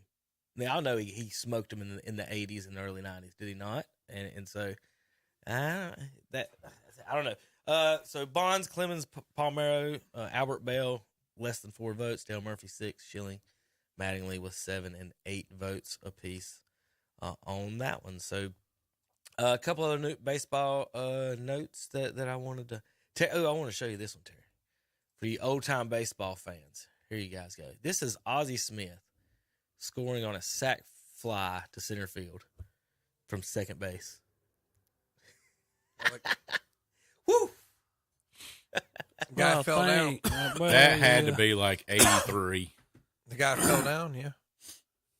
I like the baby blues, though. But it wasn't on the AstroTurf, so that was where was that at? Can you tell the opposing team? So is it Houston? It's definitely on the road. It's not Houston because it wasn't it's Houston. Outside. No, let's try replay. Is that the Cubs? No, it didn't have the grass on the. Or the Dodgers. No. Brewers. That's Milwaukee Brewers. Yep. Yeah, but I was watching something about how fast those teams used to be and stuff. That's why I had that highlight pulled up. Ready Still for have that those jerseys. Yeah, they look good. I like them. All right, Yadier Molina retiring. Here's a stat for you. Fewest stolen bases in Major League Baseball since Molina came in the league in 2005. Astros 1,400 at number 5, Twins 1,400 at number 4, Royals 1,300 at number 3, Diamondbacks 1,300 stolen bases at number 2. So number 2 has 1,300 stolen bases, right? Yadier Molina 880 stolen bases. Or the Cardinals, the whole team too. That means his backups too. So him and his backups gave up 500 less stolen bases during his career, Terry. And they're I just reading this stuff online. They just talking about, this new catcher, he can hit this and that. And I'm like, it's not gonna matter. Not gonna matter. We're gonna have a losing record. Write it down. 79 and 83. 79 and 83. The Cardinals would not have winning record. Well, Yadier get in first ballot, so he better get in first ballot. Well, I don't just know think how he they do scared that people. He's such a big guy. I just think he scared people apart. Who, Yachty? Yeah. Big guy. Yeah. I think like 5'8". Yeah, but he's a big guy though. Big guy at 5'8". Nobody you'd want to tangle with him behind the plate. I should have put this one up on the internet. This was a fun one for another baseball. And can you name? This is about hats. Tom, you like baseball hats?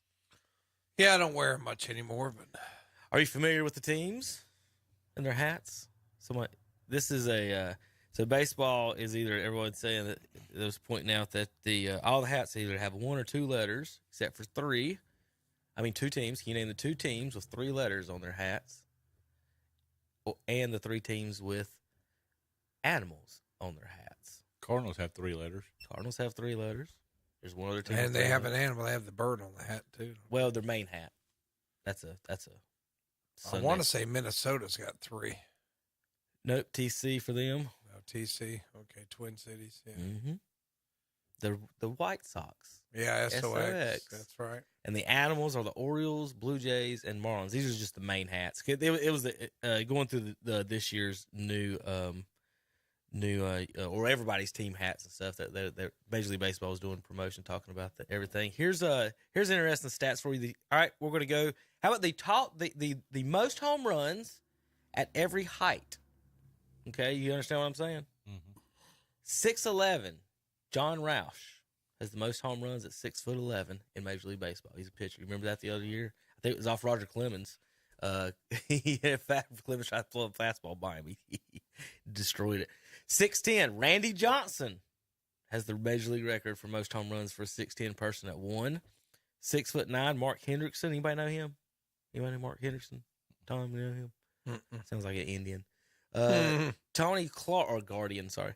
Tony Clark, 6'8", 251 home runs. We talk about, how about Frank Howard, 6'7", 382 home runs. 6'6", Dave Winfield at 465. I didn't know he was that big. Yeah, he's a monster. 6'5", Mark McGuire, 583. 6'4", Jim Thome at 6'12. Albert Pujols at 703 at 6'3". 6'2", Babe Ruth, 714. 6'1", Barry Bonds. 6 foot Henry Aaron. 5'11", Mickey Mantle. 5'10", Willie Mays. Isn't it amazing the top 7 guys are all different height? They're all exactly like a 1 inch apart. That's Mays, a pretty neat Mantle, stat there. Aaron. That's a pretty darn neat stat. 5'9", Mel Ott, 511. For you short guys, you can hit 500 homers in baseball, Mel Ott. 5'8", Kirby Puckett. 207, though. Is that something? I thought he would have more than that. Is that. that something you can Kirby? pull up? Or? I thought he hit more homers. I got this off of I didn't think Kirby was 5'8". A Twitter I thought he was thing. about 5'6". Yogi Berra. Yeah. Well, he's 5'8" in his cleats and hat, Tom. Yeah. But Yogi Berra at 5'7" with 350. Hack Wilson at 5'6", 244. 5'5", Freddie Paytek at 41. 5'4", Willie Keever at 33 home runs. And the shortest person to hit a home run in Major League Baseball history, 5'3", Cub Stricker. What you gonna say, Muggsy Bogues? Lenny Dykstra had to have a lot. He wasn't real tall. He- Who's the little short guy for Houston? Altuve? Altuve. Yeah, he don't have the most. He can't be 5'6". Well, by the time he's done, he might. Yeah. With the retirement of Tom Brady, folks, the last professional athlete drafted by the Montreal Expos has retired. That's true. He was drafted by the Expos? Tom Brady was drafted by the Montreal Expos. He's the last Expo that was drafted to retire. After So all he these pitched He years. was a catcher. He didn't play. He catched He was a Well, catcher. that's for the University of Michigan? that's What? Did he catch I don't know what college position. ball? I don't know what position he played. I just know he was drafted by them. It might have been a joke, Tom. Yeah. I tried to look and see if it was a joke, and I couldn't find anything that said it was. The most important stat for Tom Brady is Dallas finished him off. Tom Brady was drafted in the 18th round of the 95 ML draft by the Montreal Expos. Former Expo scout John Yu said the club offered Brady in the neighborhood of the bottom of the second round, third round type of money. Yeah, I don't think it's a joke. I just told you. I'm sorry, I was reading. I'm sorry. I was quoting the reading guy it. that drafted him. I was reading it. I'm sorry. Yeah. I don't know that. How about I still ain't seen the position. Catcher.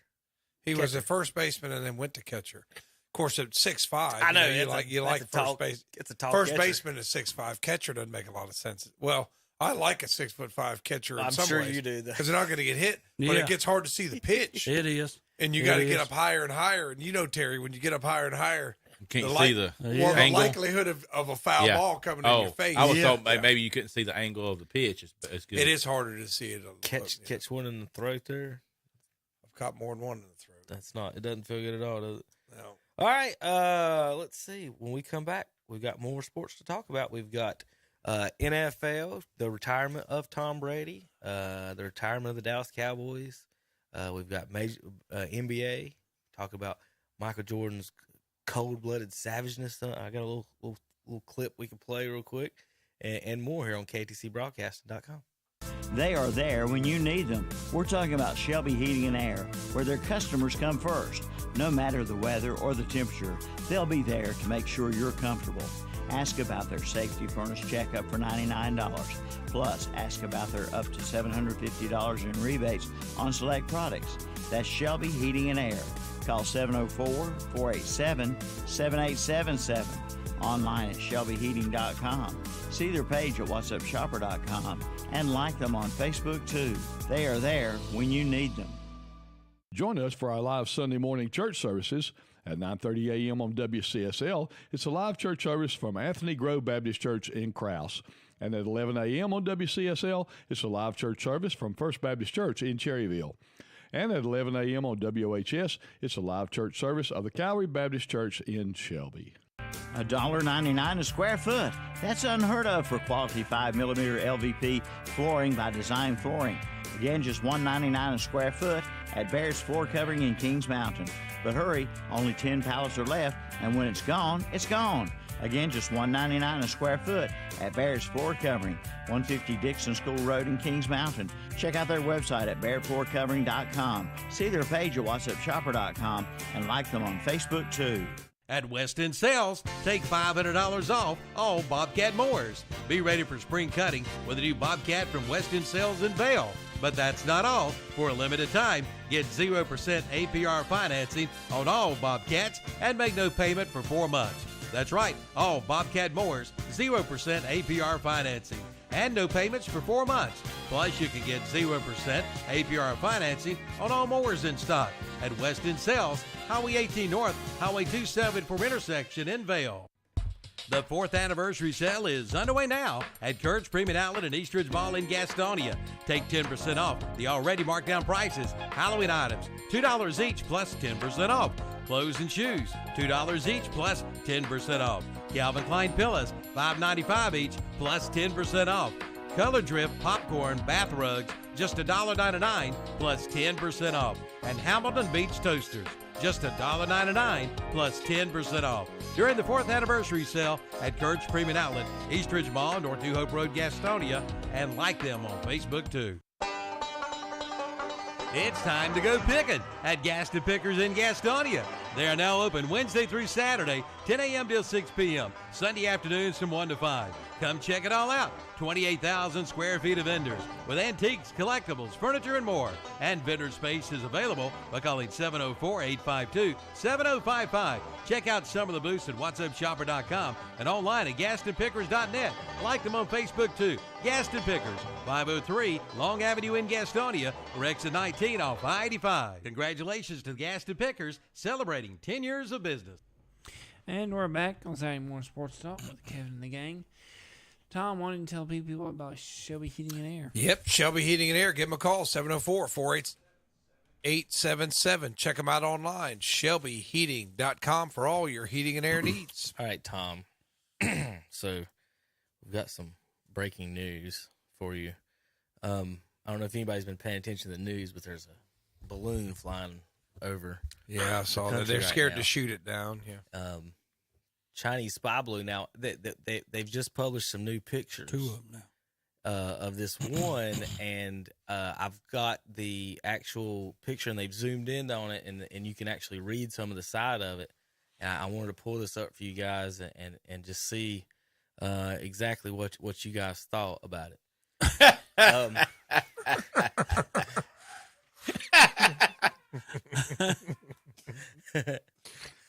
I was just thinking about Hunter.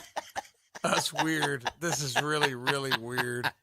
Something you said. Y'all like that? Y'all like that? Funny. Folks, listen on radio. There, I put a picture of Hunter on his milk carton, and I put it on the side of the Chinese spy balloon, and we zoomed in on it. Man, that's funny. That's funny. I was like, you know what? I think I can make Tom laugh today. Let's go with this one. You like that, Tom? There he is. Zoomed in. Nice and tight. They're looking for him. We're still trying to find. The struggle is real. We need to find him. Bless his heart. There you go. They're scared to shoot it down. I'd shoot it down and just tell the people below, just get out of your house. If we mess up your house, we'll pay for it. I'd shoot that thing down. Well, I mean, there's plenty of rural land in America. Yeah. It's over Montana. Well, there was a meme. I couldn't figure out. There was a meme before I got here. And it was, Didn't we catch a comet and move it recently? We can't catch a hot air balloon. There was a meme that come out right before when I was sitting in the parking lot here, and it was all the Southerners with guns waiting on the Chinese sky balloon. They keep pointing it towards right through Tennessee and Appalachia. There's no way. It's coming down. There's no way. We got elevation. We don't have to climb a plane. There's somebody at least taking a shot at it coming through the Appalachian Mountains. Come on now. There's a reason it didn't go through the Rockies. Appalachians are taking care of it. Surely. It's so funny how they can zoom that in. That thing's above what our airplanes are traveling. That's Yeah, 10,000 feet. Yeah, the ones that's way up there. I don't know how they got that picture of Hunter in there. Printed so big. That's funny. Bless his heart. All right. He tweets every now and then. Yeah. You can read it. If he's out walking a dog this morning, getting ready to go to a birthday party, he might see that balloon. Yeah, That's right. they're looking for him. All right. Let's see. NBA. Terry, we got all kinds of things to talk about. All your favorite players have made news this week, Terry. LeBron got hacked, destroyed, fouled, killed in Charlotte. I mean, not Charlotte, Boston. Can't believe y'all just hurt that man like that. That's right. Kyrie Irving is asked to be traded. Is More that drama not in something? Brooklyn. I saw that. He's got leverage too, guy. because if he leaves at the end of the season, he's a free agent. If I'm Durant, I choke him. Yeah, no lie. After What being are you taught him to doing? stay. Like Durant asked for a trade earlier this year because this mess, and then they're like, "No, we're talking. We'll get it settled." And then now, everybody says he wants to go back to LA, but the rumored teams are Lakers, Suns, Heat, and Mavericks. Tom, for you Luka Doncic fans, That'll never happen. No, I don't think so either. it has to be a trade, Terry. He I can't. know. He don't have a no trade. Now remember, he is, like Zach said, he will be a free agent at the end of the season, expiring contract. He has the power on where he goes after that. So anybody that trades for him would either be trading, rent a player for 6 months for a championship, or you have to pretty much be guaranteed that he's going to sign with you in the summer. And I wouldn't trust him to do Anything. Would No. you? Would any of you trust you? I mean, he probably don't want to go too far because he's probably afraid he'll fall off the earth. You know can't, what he happens? can't- Well, he can't sign right now, so No. you can't like trade It's him. a good and Duke sign. education he got. If once he gets traded, the contract stays. It's not like he can trade and get signed like you can like NFL and baseball. He's gonna be a free agent no matter what, whether he gets traded or not. So he controls that. So Well, I think he's ready to find print because the other night when they were playing Boston has so many guys that they can throw at him that is as quick as he is and plays defense as good as he is, and every one of them's bigger than him. And they got trashed in Boston the other night by almost 40, 50 points. And I think he understood the handwriting. This is not going to work. Even if we make the playoffs as Brooklyn, even with Durant back, we're still not going to be able to beat that team. So I want out of here. The writing on the wall. Exactly. Okay. I was getting ready to say he saw the handwriting. I was like, wait a minute. Okay, the writing's on the wall that he needs to get out of there. Terry, do you believe anything you say? Yeah. I mean, just there's no way. I mean, Kyrie Boston. Irving Look, I last won't year trade him because I'm Boston. scared of the Boston Celtics. It is. That crossed his mind. He is. Of all the things that crossed Kyrie Irving's mind, that had nothing to do. It is. He's scared of Boston. He knows that I can never go to Boston and win. That's whatever. Anyway, Zach, as far as the Hornets are concerned, that does bring up the rumors that they talked about earlier this year. Are they going to get involved now? Especially that the season is lost, will they get involved in a Russell Westbrook trade? I'm going to pull up the what it would look like for the folks at home that are watching as well. Where did that go? Anyway, let's capture that one. NBA trade. It'll all be a money matching. Well, yeah. So it's basically in the NBA, everyone's over the salary cap.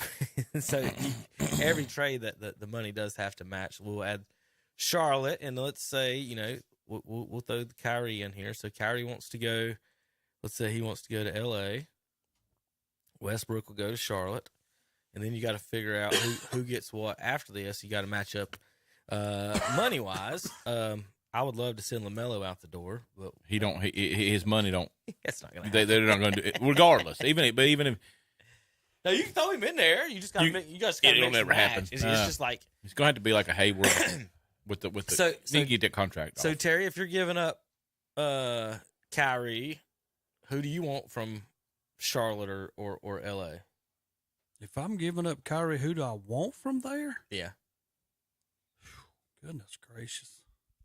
Well, you're gonna Rozier would be a good fit because he's guard. I like Rozier because I would take him and But you don't have a big Am pool. I having the match? Is that what I'm having? Yeah, you're having a match get too. probably Yeah. about 15 more million. So you're looking at. I'll try Oubre and see what it says. Yeah. I couldn't give. I wouldn't want to give up Oubre. But I But doubt Well, that's what I'm saying. I don't think they will anyway, but I don't know. cut $4 million from the Hornets' income and trade. So the Hornets still need to get rid of $3 more million. So you can add. Oh, let's throw him James. You want PJ Washington or Book Knight? You want to send Book Knight? Let's do PJ since he don't have to guard Embiid and against Philadelphia so anymore. There's a money match for the Hornets if anyone was interested. Kyrie, I mean, you know, Terry Rozier ain't going to get you 40 or 50, but he's going to get you 15 to 25 every he's night. going to play. He's going to be a decent ball player for you all the way around. I mean, Kyrie's game And Oubre's good. I think. I mean, yeah, but I would. There's no way I would rather have Terry Rozier than Kyrie any day. Yeah, just on account of the mouth and what he wants to do. And if he's going to come to work, yeah, are you coming? Yeah. Well, as far as Durant's concerned, with Rozier, Oubre, and Book Knight, that's a lot of extra guard help. That could help there. And think of the Lakers. I mean, I'm gonna be honest. If the Lakers could do this, it's a bonus. Yeah, because they're in 13th right now, and you go on a 7 to 10 game winning streak, you can go from 13th to 4th in the West. Well, so Hornets fans, why would you do this? And here's why. Yeah, they've never done anything smart, but at some point, let's try this one thing. Westbrook's deal is 1 year, $47 million. The only way the Hornets are ever going to get anybody to sign here is to overpay them. So you need as much cap space as you need. You clear $47 million. Well, not 47 because Oubre is a 1 year deal. You'd be clearing $35 million up of cap space next year, just alone by trading Rozier and Book Knight and getting Westbrook back. So that would allow you to sign another Hayward. You could sign 2 Haywards basically, kind of maybe for that type of money, as opposed to we're not getting a star, but we got to figure out a way to get some draft picks back in some of this. I'm looking at the bottom. Look at what it says at the bottom. With this trade, you have increased this team's projection wins by 6, but the other 2 are you have minused. Well, that's of course a algorithm, Terry, that doesn't really exactly mean right, but the thing. I mean, that's just what they right. That's the analysis. That's Hollinger's analysis. Whatever they do with that. The thing on that is. But Brooklyn and Charlotte, what other choice they have? It's not like we're what trade are we getting? We're not trying to get better and make the playoffs, are we? Yeah. At where we're at, so that don't mean nothing to us. The $41 million is way more important than the 6 million. Now, Brooklyn wise, I think they overvalued Kyrie Irving a lot on this. He can play, but is it winning basketball? Terry, just as well as I do, is like if he's.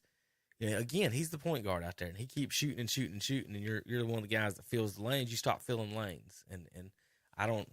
LeBron didn't stop filling lanes, but maybe it works for the Lakers. I don't know. If he went to let's cut out the Lakers and we can go to how about the Mavericks? Add team 3. Dallas. I didn't think LeBron and Kyrie liked each other. Well, I don't think they did either. Yeah, they do. There's no like hate between there. LeBron, Kyrie didn't like him getting the spotlight and being the reason for him. The word was that he's the only reason we're winning. I think it's a Kobe Shaq kind of deal, maybe a little bit, probably. But LeBron's he's a Ray Allen shot and a Kyrie Irving shot away from being 2-8 in the finals. 2 shots. So. I don't know. Dallas don't hardly have anybody. They got all these people that they just pay a lot of money. They're like the Hornets. I don't understand. That they can't. They never get a second or third guy. But like so, if you're Dallas and you're getting Kyrie, you give up Dinwiddie for sure. Well, does where's it? Didn't Dinwiddie come from? Dinwiddie came from Brooklyn. That's what I thought. Didn't he? Why would they want him back? Or would they even want him back? $20 million, 2 years? No. Yeah, but he's 16.5 points a game. That's PER. That's not points per game? That's player efficiency. Oh, okay. I'm sorry. As far as the PER goes, 16 is your average. So if anything above 16 is above average player as far as the P. That's basketball's war basically as far as I guess. But anyway, that's so Mason Plumlee's a 20 right now. He's playing. What? he's playing above average. Have you not seen his new shooting form? Have y'all seen this?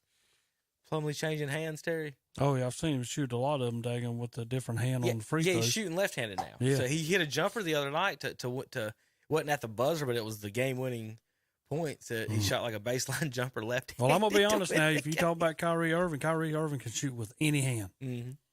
I've seen him switch in mid-air against somebody who's trying to block him and then put it in his left hand and hit a shot.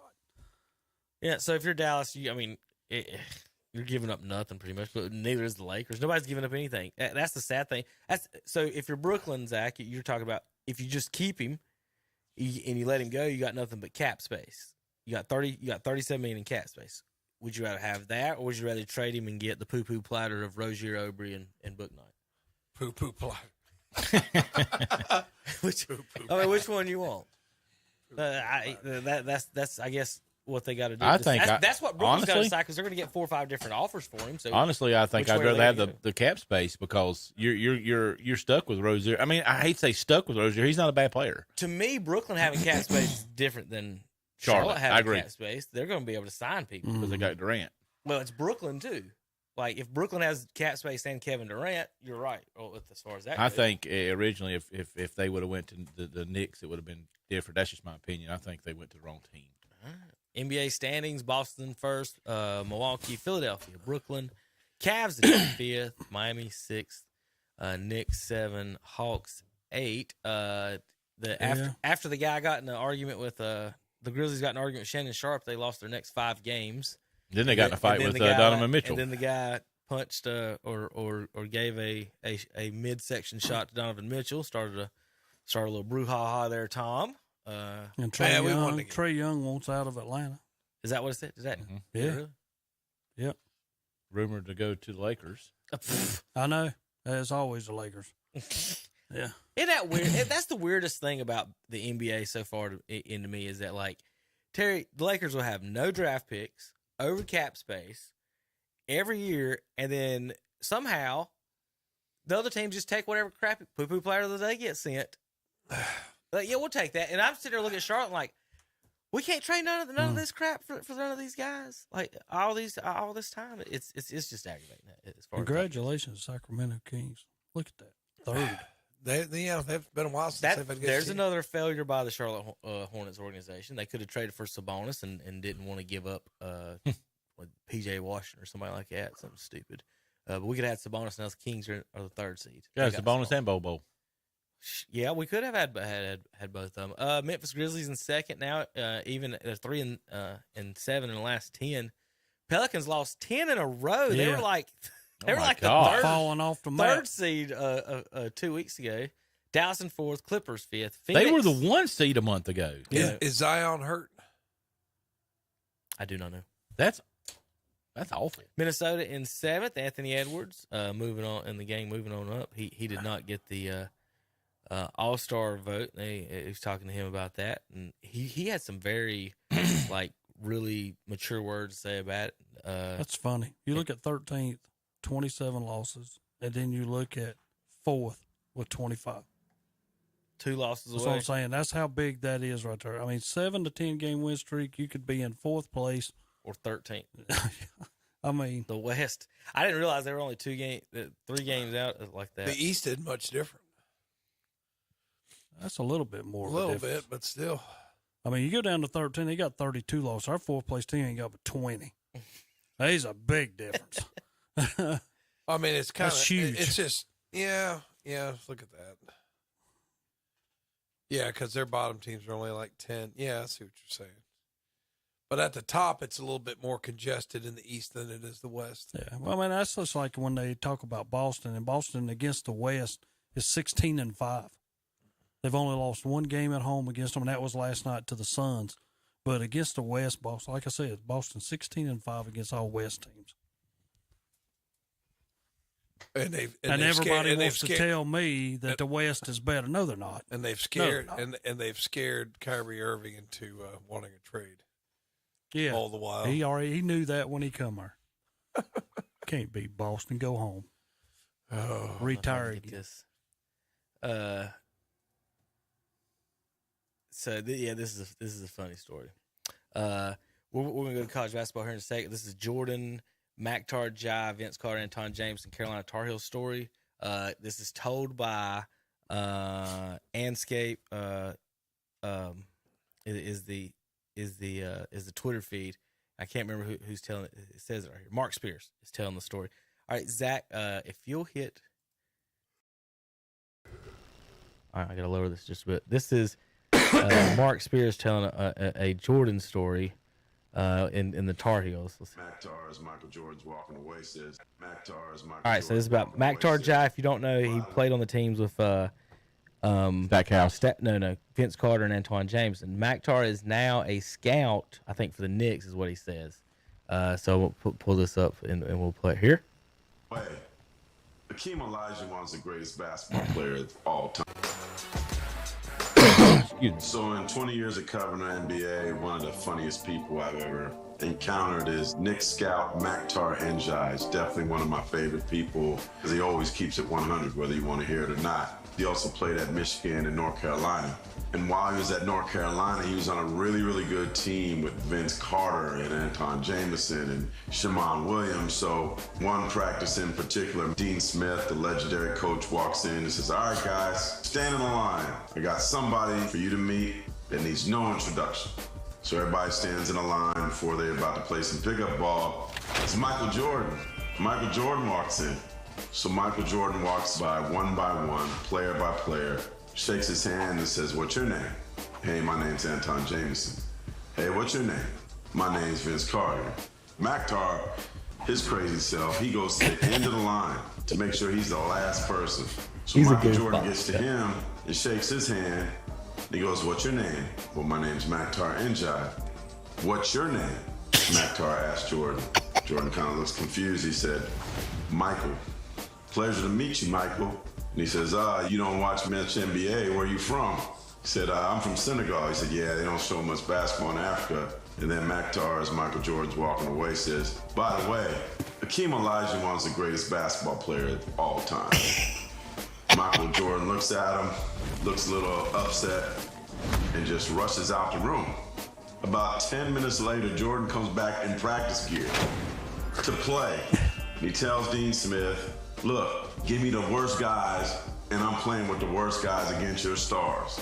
You have Michael Jordan with 3 walk-ons. He destroyed the first team. He destroyed the second team. Everybody was just passing the ball to Jordan, and Jordan was trying to dunk on Mactar the whole time. He did what he needed to do, and then left. So years later, Mactar Njai and Anton Jameson were at the Super Bowl in Miami trying to get into this hot club, and they couldn't get in. They just didn't care what celebrities you were unless you were on a super, super, super high level. So they're standing outside, they're trying to figure out a way to get in, and Michael Jordan comes out from a balcony and looks down. Mactar sees him. Mike, can you help us get in? Jordan looks down at him and goes, oh, now you remember my name, Africa? And turns around and walks back into it.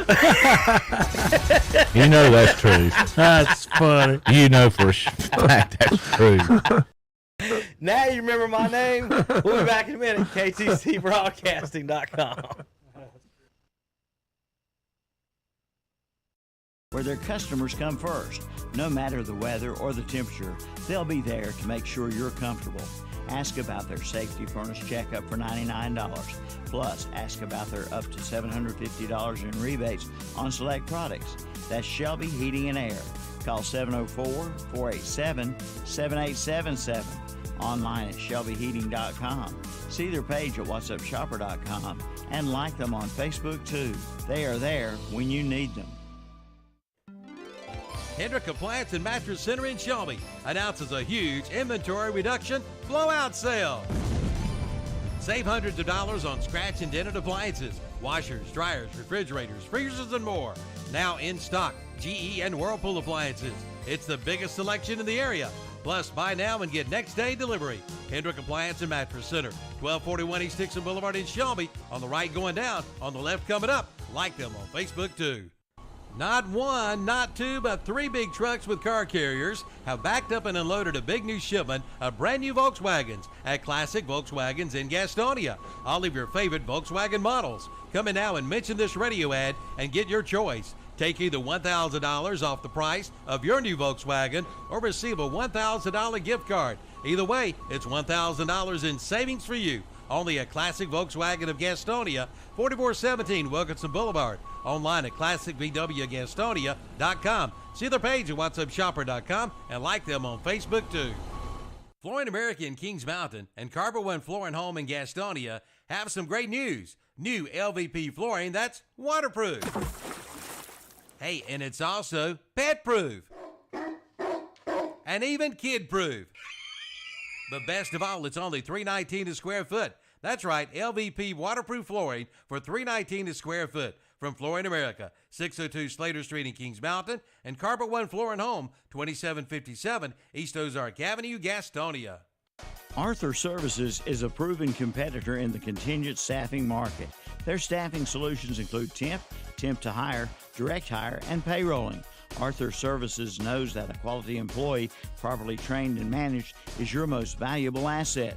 Specialties include clerical, light industrial, manufacturing, production, warehouse, logistics, administrative, and more.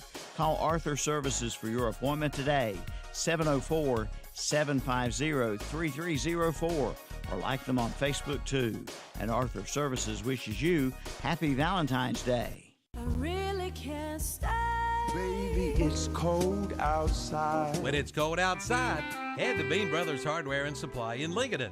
Keep warm with their insulated gloves, also toboggans and hand warmers. Bean Brothers Hardware and Supply has electric, propane, and kerosene heaters. And they do heater repair too. And they have the lowest price on propane in the area. See Bean Brothers Hardware and Supply, 969 Reachfield Road in Lincoln. See the page at whatsupshopper.com and like them on Facebook too. And we're back with Kevin and the gang, and it was definitely cold this morning, so I know Shelby Heating and Air is happy that they're happy to come out and prepare your heating system. I was freezing this morning in my car, but that was my own fault. But Tom, why don't you give them Shelby Heating and Air phone number? All right, Shelby Heating and Air. I think we got a little. Yeah, Shelby Heating and Air. Give them a call, 704-487-7877. Online at shelbyheating.com for all your heating and air needs. Big game tonight. College football. Hey, college basketball. There's no big game. Come on, Kevin. Is it Duke Carolina today? Yeah. Duke Carolina from It's the Who not Cares a big department. game. That's what they said the other day. The guy said it is not as big as what it used to be. It's like 1 year ago. That's it. There you go. That's what I'm saying. They already know that. Let's all bury them. Yeah. Well, Joe Lenardi put on his thing that if Carolina gets beat tonight by Duke, they'd be down on his first four in. So they hadn't been eliminated, but they'd fall to his first four in. Yeah.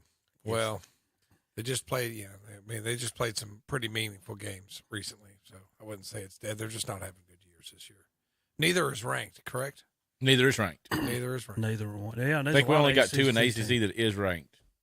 Virginia's top 5, and I think, and then three. Miami's ranked, and then Clemson. Well, Clemson and Miami play today. Miami, well, there's three teams. Miami's 19, right? Yeah, Miami is 23rd. Clemson's 20th. I meant. And 6th ranked Virginia. There's three teams in the ACC, and Miami and Clemson play today.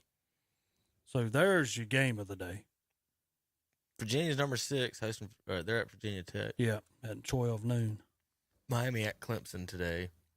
Number 1 Purdue at Indiana. Tom, is that an upset special? Even line? Indiana's at home, right? Yep. Rivalry game. Yep. Indiana's been playing a little better lately. I mean, I know they dusted Ohio State last week, but everybody's been beating Ohio State lately. So I think they got a chance. I mean, anytime you go on the road in the Big Ten, and Indiana's got a good team. Purdue's got like a 7'1" guy. I can't remember his name, but they like to feed him on the inside. He's hard to stop. There he is, I think. And Indiana, like I said, Indiana's had a pretty good team. Top overall seed, according to bracketology, is Purdue. First team out, Texas A&M. Last team in, Oklahoma State. On the bubble, last 4 byes, Northwestern, New Mexico, Arkansas, and Memphis. Last 4 in, Kentucky, West Virginia, Nevada, Oklahoma State. First 4 out, Texas A&M, Florida, Oklahoma, and Charleston. And the next 4 out, Wisconsin, Seton Hall, Now, when Penn was State, this one done? Terry, I just pulled it up on the internet right now. Yeah, I know that. Well, I'm just saying. What's the though, date on us? What he said? Yeah, because Today. Okay, there we go. No, I don't know. I know The third. What's the The third? third must That's be yesterday at 9 a.m. Okay, so he did some updates on his because the other day State and Carolina were number 8. So I knew State moved up. Carolina's fell. They had to fall. So if in the brackets, it's got Duke as a 6 seed, NC State an 8 seed. Nobody else in the ACC. Am I missing anybody on that top part there? No. All right. We'll go down to the other part of the bracket.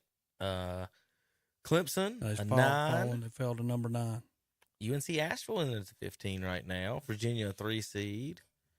North Carolina, a 9 seed. So North Carolina, Clemson at 9s, NC State Clemson's at 8. leading the ACC.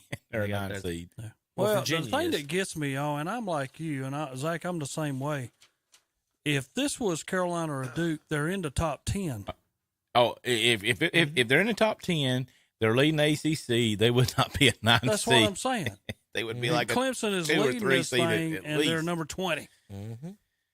You know, and that's just like the other night when Carolina, Sports and its elitism. Jeff Capel and Jason Capel and them went to Carolina. I don't know if anybody watched that, but they had a little controversy. I didn't see this. I Yeah. never talk about this. This I didn't is see this at all. Yes, This they the did. dumbest thing from ever. Jason Capel. He used to be a Carolina man, and he really basically called him soft. You know why he was upset though, Terry? About the he was upset about a tweet. Is what he was upset about.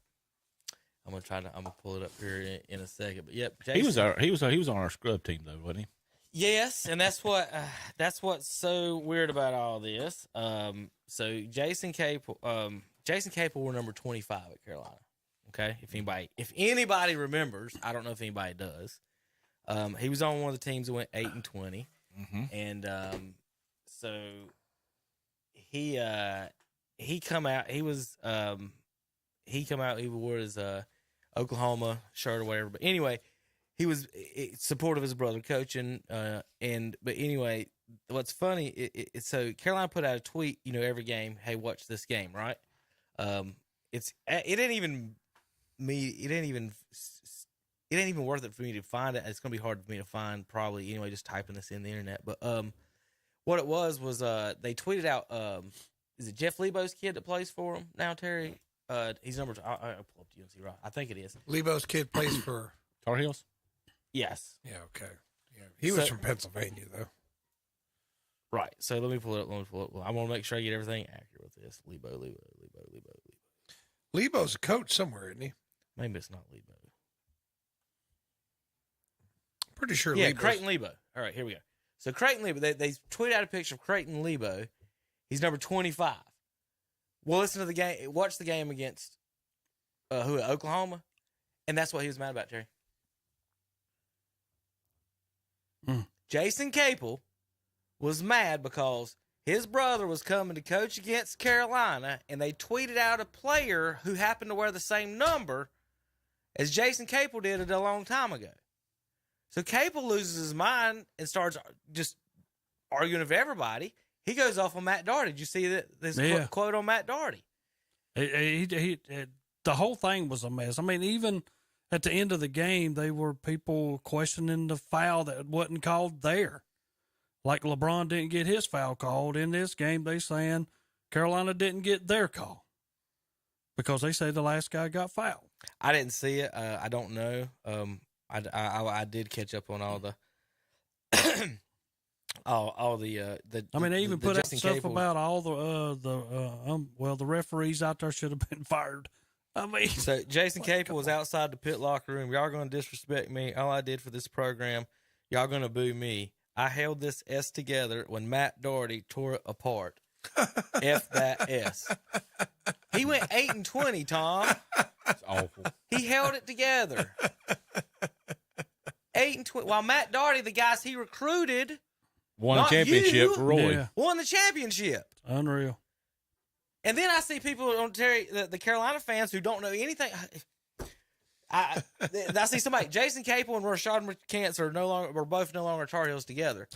What McCants got to do with this? Yeah, also they had to bring him back in. People are so mad about McCants telling the truth about their Yeah, fake classes. there you That's go. all he ever did. Yeah. That's all he ever did was tell the truth.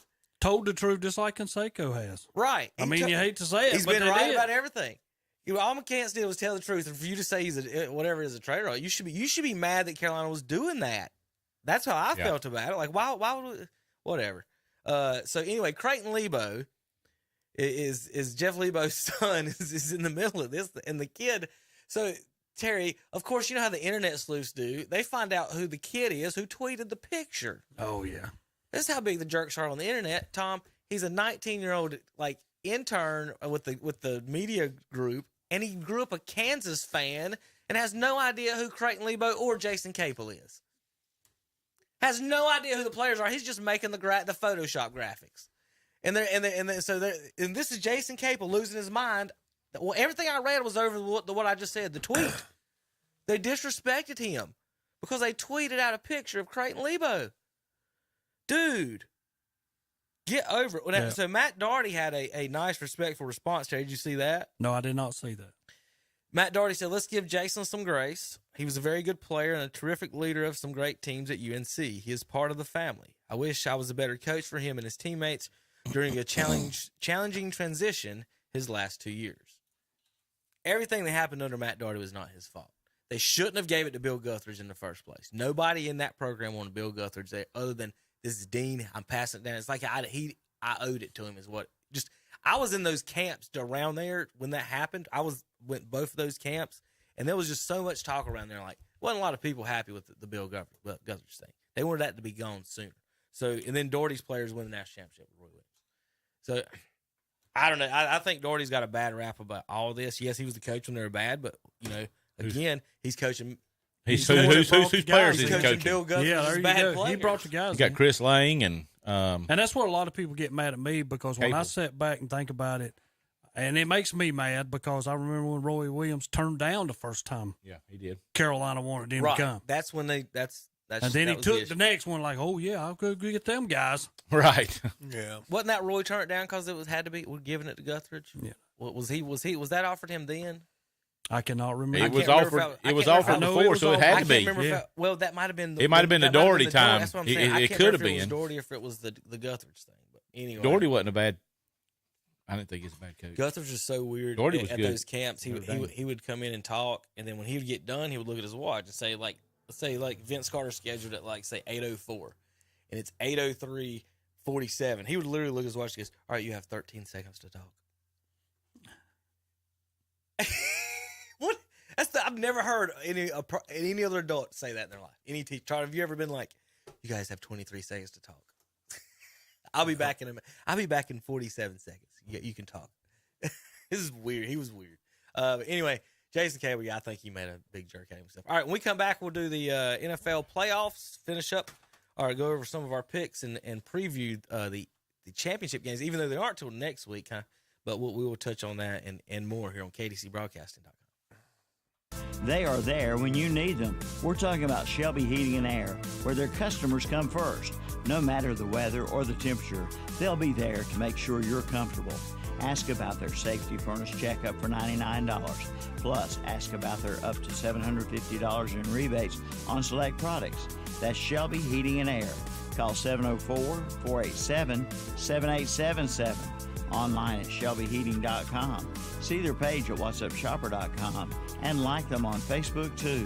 They are there when you need them. Greeter at Blessed Buildings and Tiny Homes in Cherryville says, come on in. Now's a good time to buy a new building or tiny home. Lead time is now from only 2 to 4 weeks for your custom-built shed. Ask about the new line of greenhouses and carports and mention this radio ad and get a special radio ad discount. Blessed Buildings and Tiny Homes, 2268 Lincoln Highway, 150 East in Cherryville, right across from Ace Hardware. Online at blessedbuildings-tinyhomes.com. See the page at whatsupshopper.com and like them on Facebook too.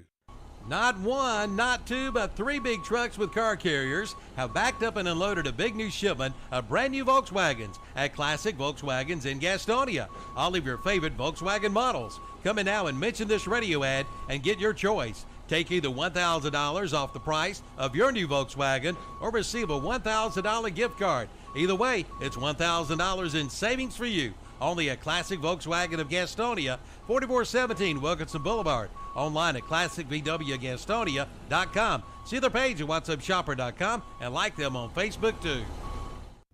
The Cherryville Golf and Country Club has new renovations and will be expansion on golf. Having a wedding reception? Cherryville Golf and Country Club banquet room is the place for it. Private parties, birthday parties, and corporate events. Cherryville Golf and Country Club, 200 Club Drive, Cherryville. Call 704-435-6597. Triad Corrugated Metal in Lincoln is this area's headquarters for premium metal roofing and supplies.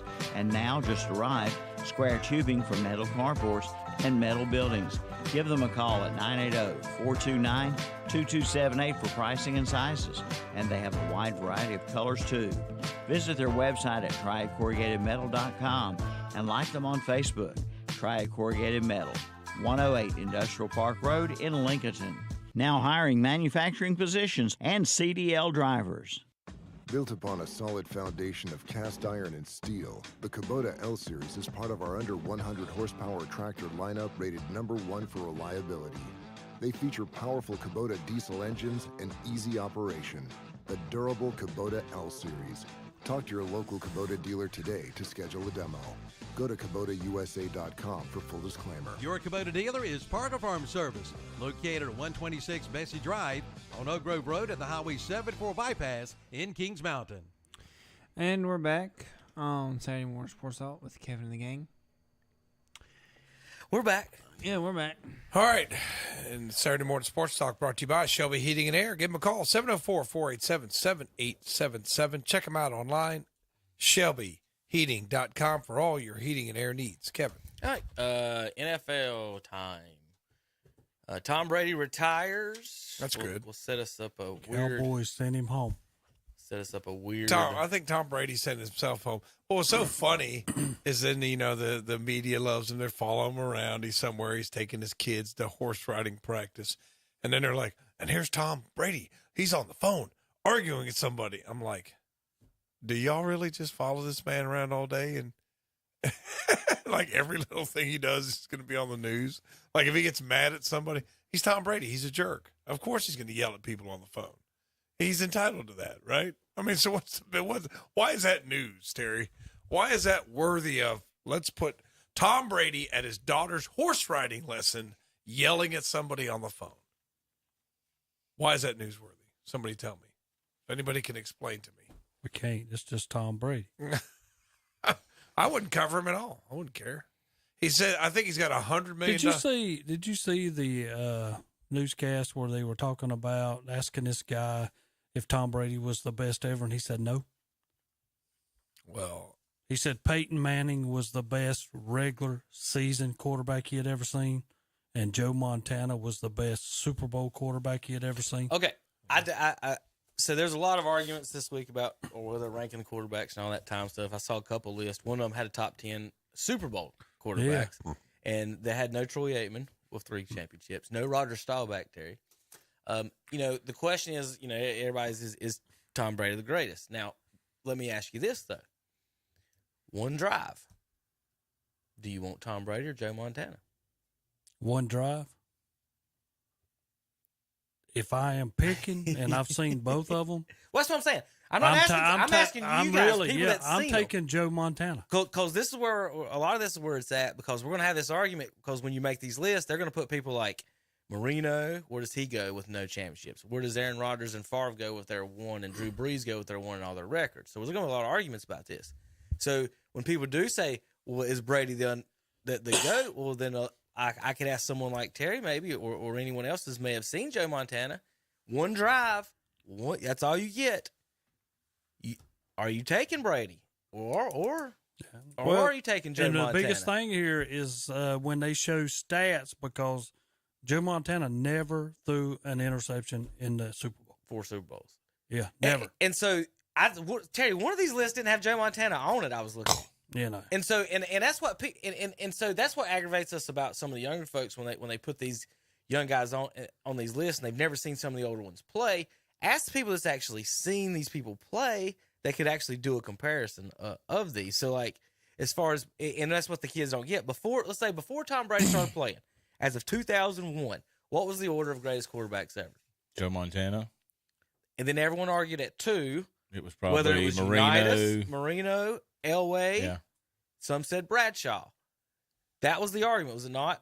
For the most part, top 5, and then they would have Staubach and Aikman there in the bottom half of the top 10. Some people, Steve Young, they'd have. It was always Warren hard Moon. for me. And then they loved Brett Favre. Warren Moon got no love in any of these. For some it was reason. always hard for me to put Bradshaw in when I knew what his completion record was. It's terrible. He was not the best. I mean, he wasn't won with a great team on defense plus offense. I mean, he had Stallworth, Lynn Swan.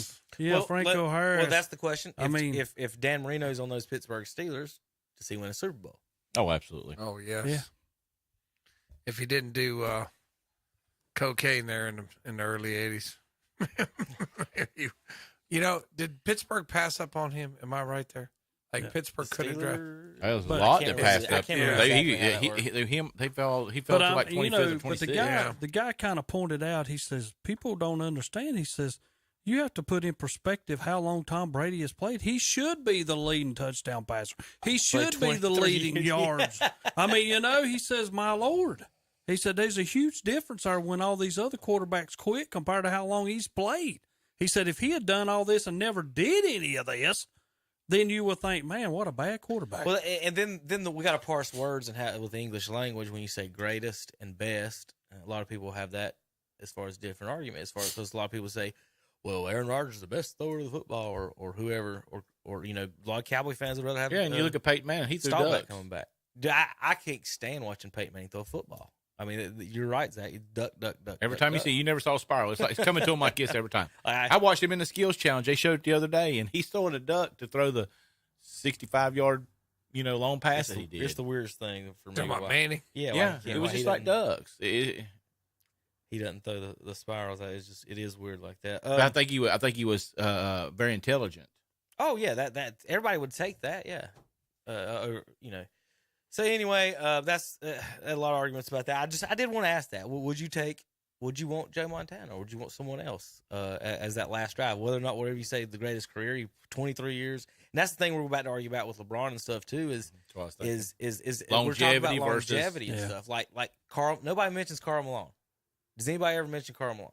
I mean, he played like 20 seasons, didn't he? He's the third all-time leading scorer. Yeah. Well, you speaking of that situation, has Kareem decided to come when he breaks his record? I don't know if he's coming or not. He did make a concession to say, I've carried the torch for so long, and now it's time for somebody else to do it. He said, right. Okay, well, he maybe said he'll be there, that because I know at the start he does not like that he's getting ready to break his record. No. He said Wilt Chamberlain wasn't happy when I broke his. And Well, no, nobody is. You want to be the all-time. They want to be the all-time leading scorer. Yeah. My thing is that we have all these arguments about the steroids in baseball, and then we're going to sit here and look at LeBron at 40 years old and the shape he's in, RoboCop, and we're not going to even talk about it, not even mention or bring it up, and the Trouts and everybody. Well, everybody else throughout all these guys, it's like they're not taking anything. Like that, what makes their curls better than the curls Barry Bonds did? I'm just trying to figure out what line are we drawing.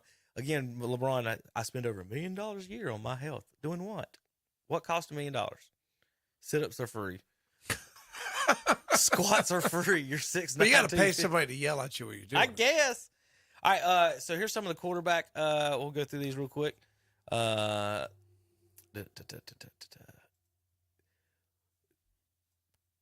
Derek Carr will be available. Who just won the skills challenge? Ryan Tannehill.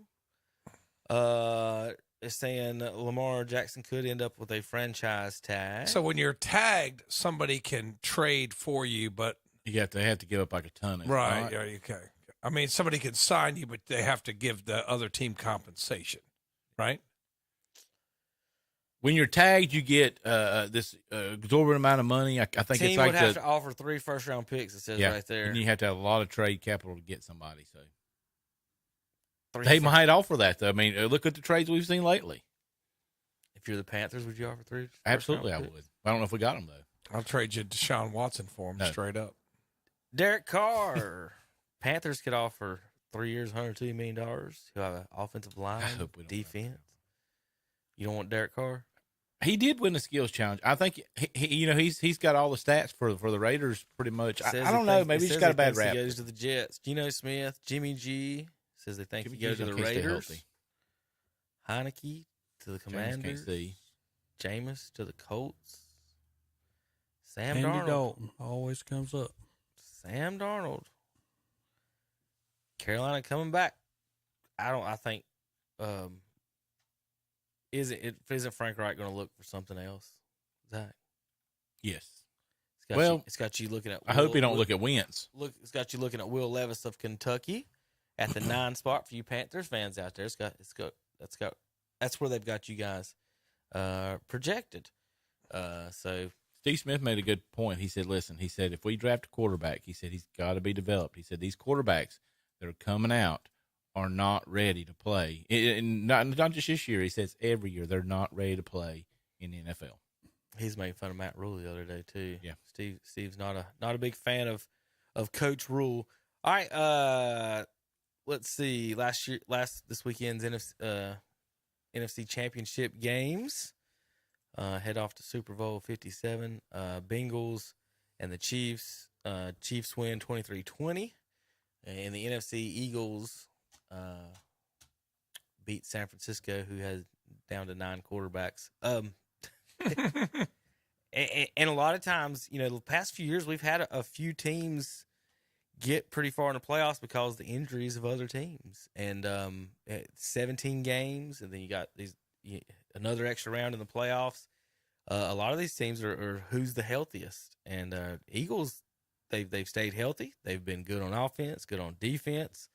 And now they get to face off Kansas City. All right, thoughts on either one of the games? Anything y'all wanted to you want to fuss at the guy for hitting him late, or blame the referees for fixing the games like everybody is, or any of that? No. The only thing I said, Dallas would have played Philadelphia better. I think I'd say San Francisco didn't get a chance. Well, they're not down to the fourth-string quarterback, Terry. Yeah, I hate San Francisco didn't get that shot with their quarterback Purdy. I think it'd been a better game. Got beat. They'd have still got beat. Philadelphia did look good on offense and defense. They can run the ball. I mean, that's the thing. I mean, they can run the ball with Hurts, and they've just got a good ground game. And tell you what, when you could sit there and just line up and run the ball, man, that's tough. Not a lot of teams could do that anymore. And how come people got mad at Parsons this week? Because he told Philadelphia to go win it. What is wrong with that? I mean, I used to be back in my old days, and this is me. I used to be back in my old days. I used to say, no, I won't know it. Y'all will win nothing. But as if I got older, I'm the same way. And maybe Parsons has matured enough to go win it for our division, because was a great division this year, probably the best in the NFL. And they got mad at him because he told the offensive lineman or somebody from Philadelphia, go win the Super Bowl. And people were putting him down because he told them that. People are just kind of silly. Mm-hmm. I mean, that's like me now. When we go to the NCAA tournament, I mean, if State gets knocked out and Duke and Carolina's still in it, I pull for them because they're from the ACC, because I see how people put the ACC down. I won't do that. I pull for everybody except for Duke. I'll pull for everybody except for Michigan. What do you think about the Empire State Building then flying the Eagles colors? It's weird. Is that not the same thing as what Michael Parsons did? Yeah, basically. So you're okay with that, Terry? The new Empire State Building put all their colors green and said, "Go Eagles!" Now that the Jets are out. Did you see the you see the one football wife who said she wasn't going to go back to Eagle Stadium because the fans were mean to her? Yeah, I'm like, lady, you didn't know they were already mean to people? No, they don't. People don't. They don't. It's like, just walk down the street in Philadelphia. I've been there many times. Ask Michael Irvin what he thinks about Philadelphia fans. They're just, that's the way they are. Just got to deal with it. You think Brady's done? Yep. Yes. Yes. I mean, he's already yelling at his daughter's teacher. He's moved on. He's got other concerns. I heard they're gonna pay him like $100 million to be like a sports guy. Some crazy. Oh, it's 300 and something million. Yeah, it was like 15. 10 years, 30. It's something stupid. It was like 15, 16 million. Did y'all hear that Tony Romo's supposedly on a action plan at CBS for not being prepared for games? He's one of the best commentators they have. They let Joe Buck. Tony does for how long do that? Tony does a great job. They're just basically saying he's not. Joe Buck, it wasn't CBS. He's not prepared for. He's not prepared for games. And when he first come on, everybody wanted to see him. Everybody was like, I think he's the best one they got. I'd like to hear him. I think he got in trouble with the powers that be because when Buffalo ran the opening kickoff back after DeMar had his heart attack and came back, and they ran back, and Tony said, "It's almost like it was fixed." And ever since then, it's like, oh, there you Tony go. Romo. Sorry, he's Bernie terrible. Kosar, you're getting fired. Seriously, he said that. He's like, it's almost like it was fixed. It's like, don't say that, Tony, because they are fixed. Watch the Browns game. Every one of them's fixed. I mean, you got to tell me. Seriously, I used to never believe it was fixed. I'm starting to believe college football and pro football is fixed. it bothers me when they all go on commercial at the same time. It's fixed. I'm telling you. Oh, how does this happen? I'm telling you, it's fixed. That when going back to the Georgia Ohio State game and the Michigan TCU game, it sure. And ESPN, we hate the Big Ten because you sold out to Fox. So we're going to make sure neither one of your teams are in the championship game. I'd hate to say that, but it just seems like football is a game that can be fixed. How stupid was that penalty in the Cincinnati game? It's almost like it's fixed. You know what I mean? It's almost like somebody paid him to do that. I'd hate to say, why would you, in that game, that's an AFC championship game. This is a grown man. You wouldn't think he would do something like, unless, did somebody get to him? You'd like to say no, but it just seems that way.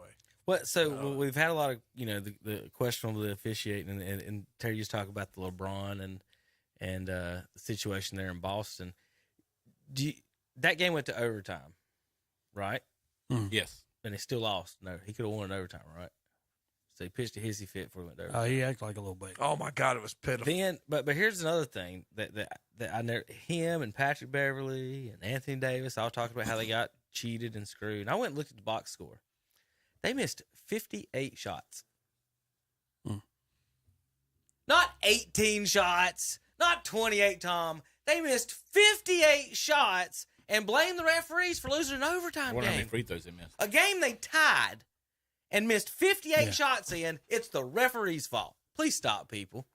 If you saw Please it, stop, he people. goes One foul. running around the court. Oh, it's bad. Slapping his hand. And I know I got Laker fans that are listening to us also.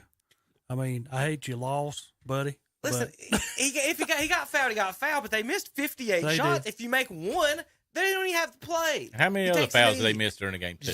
Just stupid. Somebody's getting. It's stupid. You can't get hit on the arm. In basketball, when you miss. And that was a 100-mile-an-hour play where Yes. you just saw it like barely glance, and LeBron James. You know what? People paid money to see the Los Angeles Lakers, Tom, miss 58. Just think if you were just sitting there and just watched 58 shots in a row, how long that would take to watch. I was just, you know what I tell? It's ridiculous how many You know they what I missed. tell LeBron? LeBron, they might have crammed it up your butt there, but you know what? You deserve it because you're a jerk.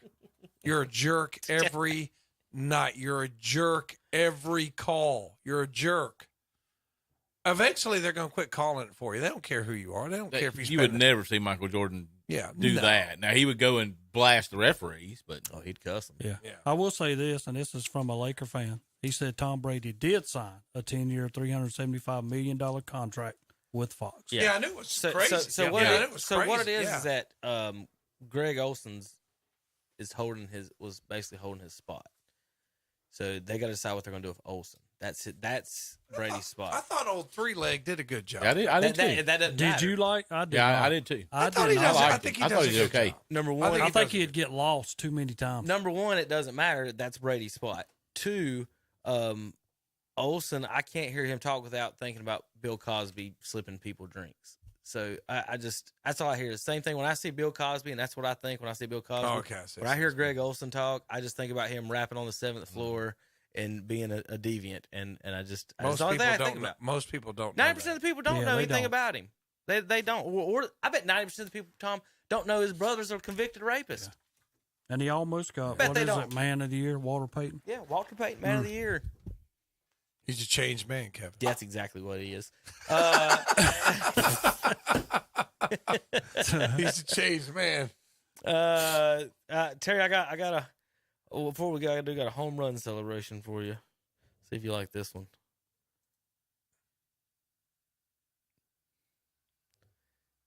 He ain't got to first base yet, by the way. What is that? I don't know. Now he's at first base. It was just a fun internet. This A lot of people there. Must be. It's a like big the World Baseball Classic, something like The that. guy third base, the guy's making sure he tags third. We're going to the. I was going through your favorite guys. We'll go back to here for the end of the show. Be careful when you're out there. They're today. still looking for him. If you're looking for the balloon, You see a man in this description with a birthday hat on or walking a dog, please call the station. And if you don't call the station, call Shelby Heating and Air, 704-487-7877. They'll come out and fix your air conditioning so you can be comfortable as you wait for Hunter to show back up. you guys got any other fun news and notes while I look for my? No, I just wanted any to fun tweets just or wanted to anything? say last night I saw a great basketball game. Congratulations to Bessemer City, 60-59 winners. Nazari Samar 12 points, Keyshawn Adams 15, Randall Pettis 19 for Burns. It was Kamari Surratt with 14, Lamont Wilson with 11. But great game. But you talk about fundamentals. Burns 5 of 15 from the free throw line. Don't blame the refs. Hey, we That's did have right. 2 or 3 minutes. It's been 2 weeks, and Terry Hank explained how the Dallas Cowboys are not the Super Bowl champions because I was told for 6 months that they would be. They should have been. And they were going to walk. I got 2 minutes to listen to this, Terry. I know. I got to give. You give him 2 minutes for that? You snuck by. He might need like 20. I'll sit Well, here see, y'all until keep 11 if talking, he you can won't let explain me it. explain. Go. I want to hear it. Let's All go. right, here's your deal. We will be next year's champion. God, Lee, stop it. No. You're not allowed. Here, That, every mute. every time he does that from now on, hit that mute button. Just got muted. Don't let him do it. Don't let him start it. Don't let him do it.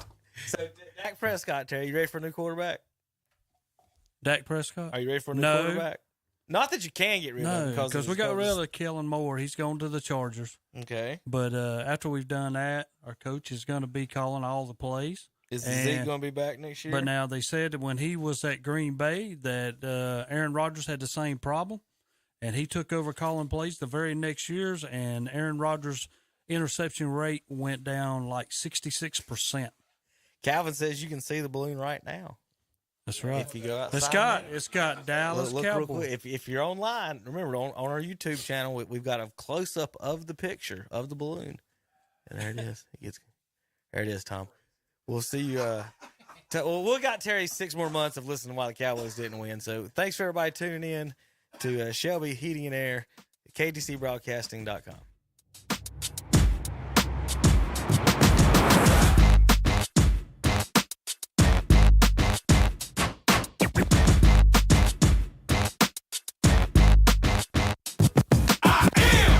The incredible man, I only do things incredible can. Cause I am the seed of a chosen breed. You don't see too many like me. Cause I am one of the reasons you do what you do. When you wanna be me instead of you. Cause I am still on beat. Showing love to the streets. Come on, you know me. Cause that's who I am.